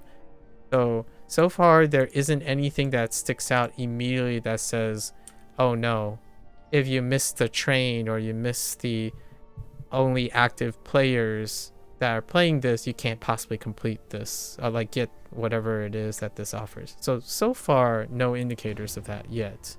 Like, for example, I don't know if this Thayan research token is going to be so limited based on something. This oftentimes there are moments where the token is you have to do it when there are actual players still interested in it to speed up the process. Otherwise you can't achieve it on your own, which is definitely Menzoberranzan is one of them, or whatever the area was when you had to take down the elites, right? So we'll see. I haven't seen anything of that nature. And we will move the milestone, right? We'll move the milestone for tomorrow, for next week. I always do the milestone on the following week because it would bleed over. That's one thing that I still don't like that they keep doing, which is the weekly cap is when the milestone happens. So I like doing the milestone and then getting the currency from it. And it looks like they didn't change up the format either. It's still 1, 2, 3, 4, then a double, a double, a double. And this is probably the double for the artifact, and this is probably double for... One of these is a double for the artifact. This is probably for like a stunted artifact. So maybe it'll be it'll be epic by this. The artifact set would be epic. This is probably legendary. Or this is legendary. And then you would probably need to complete the trial. If I have to take a guess, you have to complete the trial in order to make it mythic or something obnoxious like that, in my opinion. So that we haven't gotten to those parts yet. Anyways, we can look at the store. Standard stuff, right? Yeah, your rare reagents for your artifact stuff. Here's your scale up stuff. So to your catch up stuff, it does cost astro diamonds. So this is gated for new players or returning players, right? So that kind of somewhat stinks still, considering how not relevant these are. So I still don't agree with the astro diamonds being gated on gear that is part of the campaign store. New players that catch up, no astro diamonds, and players that are returning might not have astro diamonds, and these things get phased out immediately by any player that is going to do the trial or the dungeon. So all of these things, removing astro diamonds, it's personally my take on things. Yeah, so you get all of that. They're all astro diamond gated. So basically a new player or someone who's coming into this will have to stick with your usual queues and whatnot. That's fine. I mean, this is I guess this is standardized practice. We did have a few... There were other few merchants somewhere. Which one are you? Campaign merchant? That's the same one. Okay. What about you? Oh, here's the trial merchant. Oh, right. Tiered for the advanced dungeon, tiered for the master dungeon. I obviously do not agree with advanced dungeons and master dungeons, especially when their rewards are also tiered. That's a personal thing. I don't believe this stuff creates retention in players. It causes them to tolerate this stuff. And if you're leaving this stuff, it's easier to leave when you do this. And then this is gated. All of these are gated. So when a new player comes in and plays or someone's returning, all of this would be gated. And because this is gated, they would play for a little bit and then they see the chances, and doing this, they would leave. I would personally leave too if I haven't been already familiar with this game for some time. Masters is like the nail in the coffin. The last nail in the coffin. Once you get to advance, you're like, I'm not doing that all over again for masters. The step up is particularly egregious. And they try to make it so that kind of they equivocate, but not really. So that's the part that is going to be ever present. Supply trader is the same thing. What do you take for your exchange? Okay, just that currency. That's fine. Same bankers. What is this? Oh, that shop. Okay. I guess they separated all the shops. This is the seal vendor, right? Yeah. Okay. All right. Pretty standard. We can I'm not going to take a look at gear yet. We'll look at gear when the trial is unlocked, which is next week. Right? And I know it's Wednesday today, or like Wednesday for my local time. It's reset is on Mondays local time.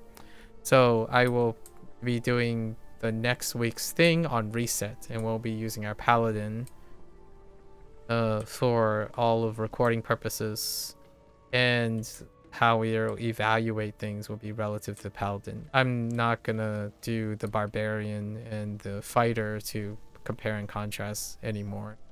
I think kind of just speaks for itself at this point. I will do them in the background maybe if I'm interested. Alternatively, I gotta find out what's the situation with trials, and maybe I can try to squeeze in a trial here and there for a show. Otherwise, business as usual. I really like. It's really great. Like this map is like so dense. It's wonderfully dense. How should I say this?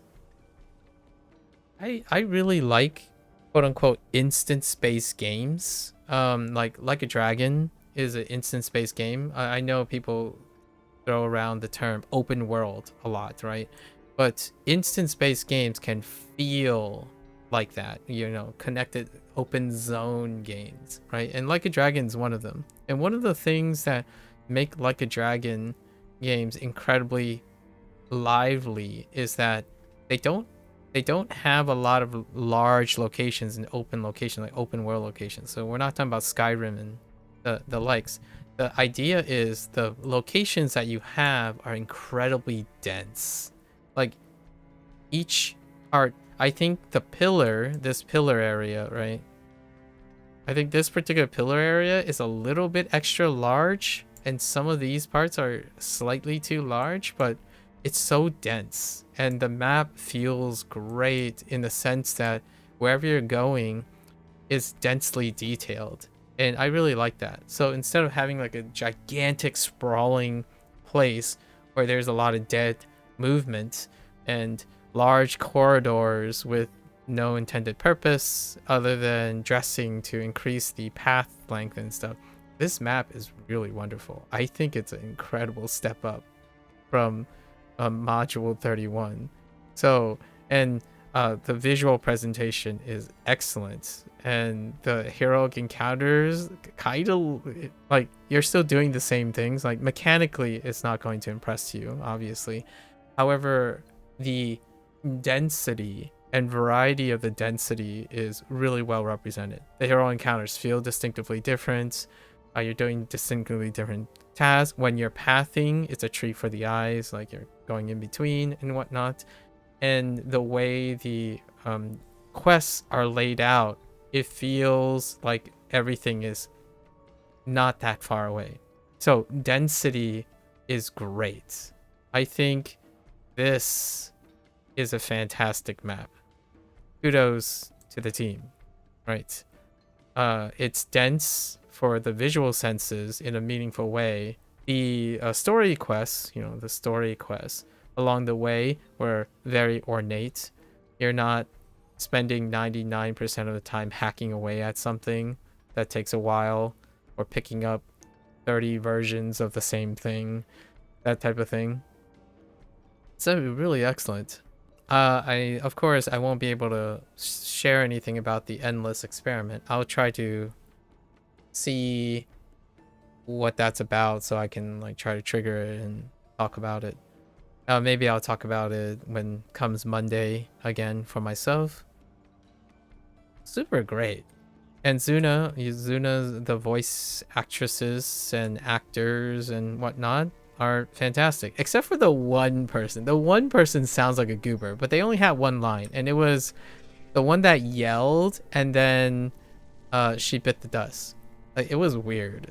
Like, the execution was not it was really fun. All the other actors, like voice actors, are really wonderful, but they still are quite charming. And that's what I was listening to. I mean, someone came by and said, "Did you actually read these?" Oh no, I'm actually listening to the voice actor, because I do appreciate people who read and do audio recordings, especially when I'm in a period of language learning. It's underappreciated how those who do the things and rarely get recognized for contributing to a project. So voice acting would be definitely one of them. And in the spirit of that, it is officially American Thanksgiving, right? Local time, American Thanksgiving, an hour ago actually. So in that way, my response to individuals who say, do I actually do things, or do I actually pay attention to content? Yes, I do. That's the whole intent behind the recording. If it was about functional, mechanical game hustle culture and blatantly not appreciating what you're using and playing for free, that to me, I don't do that. So if this type of droning and talking about appreciation of other people's work is not your cup of tea, that's perfectly fine. You can find someone who's like speed running through things and whatnot. I spend most of my time talking about habit formation, appreciation, mental problem solving, and critical thinking skills, and learning how to appreciate creating life skills and sustainable relations with other people. Not the gaming part. But like the gaming part is excellent, it's fun, it's entertaining, but it's entirely superficial compared to appreciating what the games are, the people behind making the game, and the creative liberties and the transformative event of actually remembering what you're doing. I don't treat games as simply mechanical outlets. I think that's something that I've mentioned time and time again when it comes to learning and appreciating things. And in that spirit of American Thanksgiving, it's good to give thanks. I'm incredibly critical, obviously, of the current Dika's management of this game, with the developers being swayed by mechanically heavy, superficial country club, old guard kind of situation. Like, get her done, run in, where's my loot, that type of thing. It's not for me. I play this game because I literally play the game to have things to talk about in terms of the creative process and being respectful to people bringing a privilege. So even if I feel very critical and constructively opposing the current direction of Dika, getting feedback from people who say, oh, I'm not paying attention to your game, I just want to be served exactly the mechanical things, I don't represent that. So that's for other people's cup of tea. I think it's wonderful to see written things and people still doing voice acting and whatnot, unless you're really interested in AI slop and mechanical things that just recycle your mechanical click this, click that, do this, do that. That's up to you, your prerogative.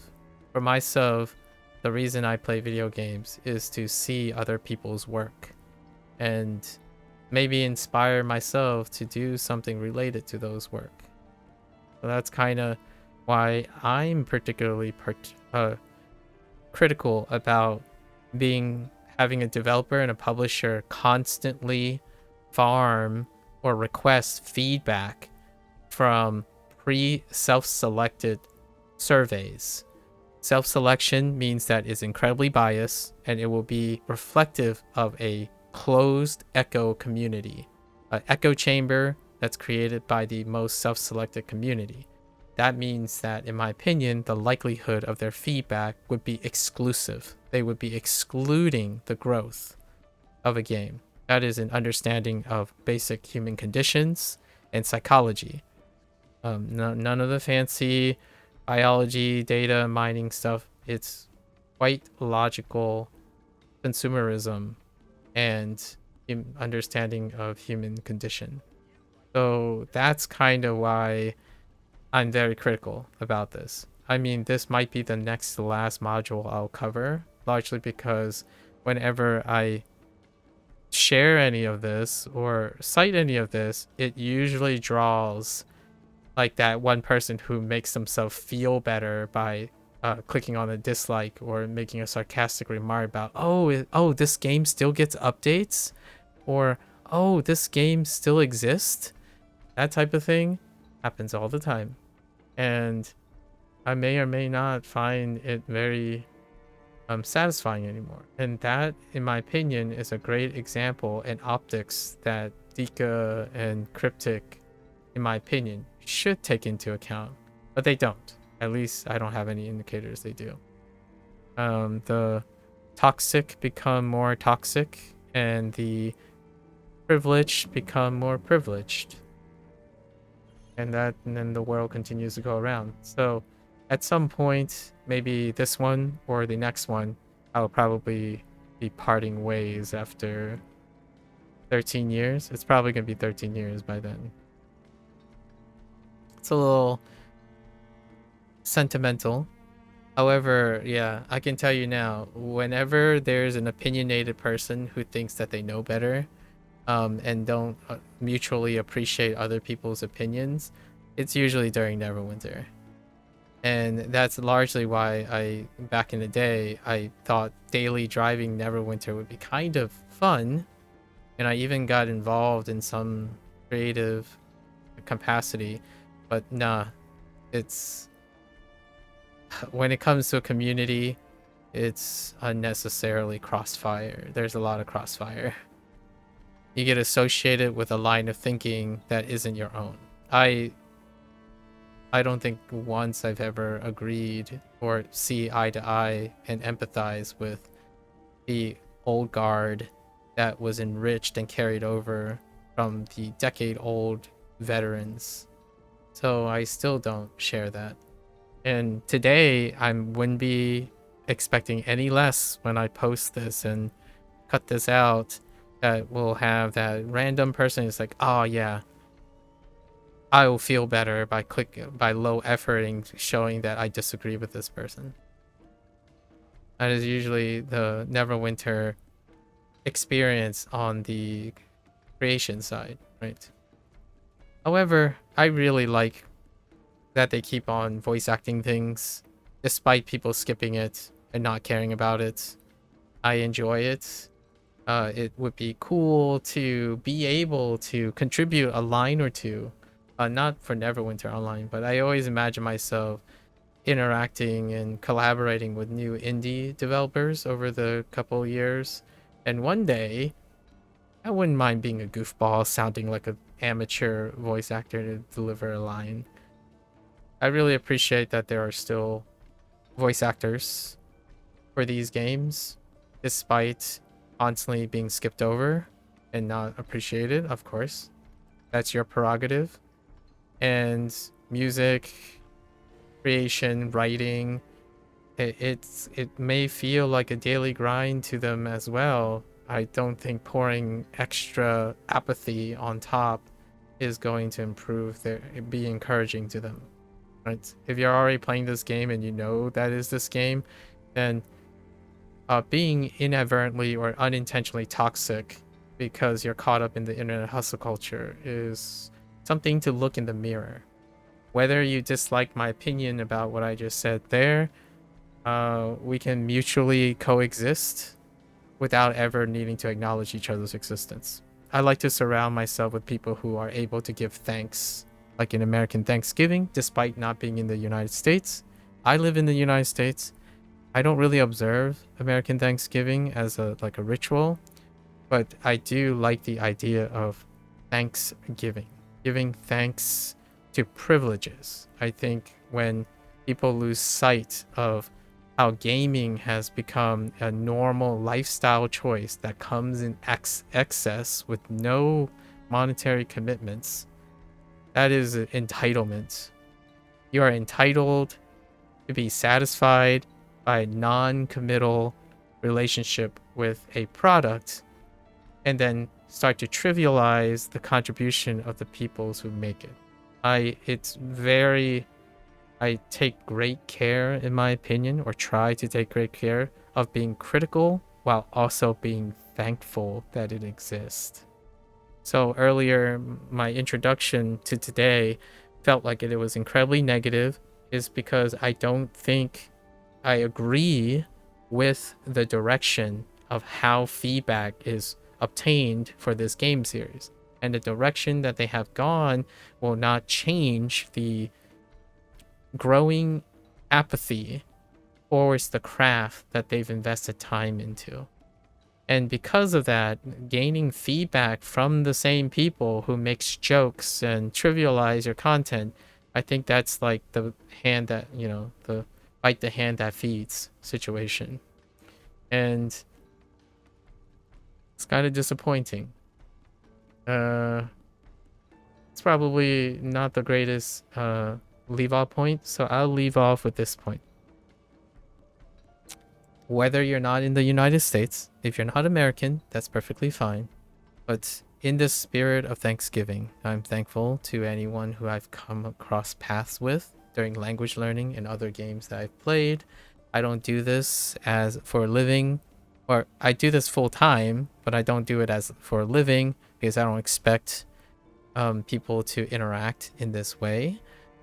However, I love to recognize that I have the privilege to do so, and I'm thankful for that. I'm also thankful for the occasional person who drops in to make a trivializing remark or a pedantic remark. It's part of the experience. And all those who also join me for other shenanigans.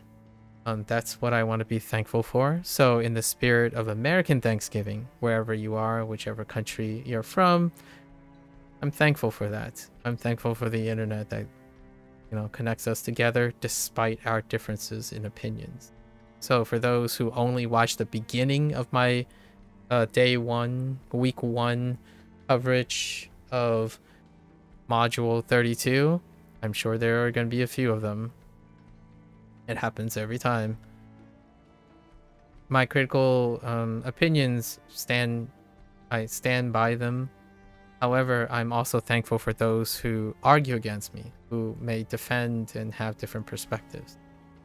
Otherwise, it'd be kind of a boring life to have everyone agree with you, honestly. And creatively, really. So until next time, this is a wrap for week 1. I'll be back in less than half a week, actually, because reset day is Monday. It just so happens to be Wednesday this time around because Persona 5 The Phantom X had an update yesterday as well.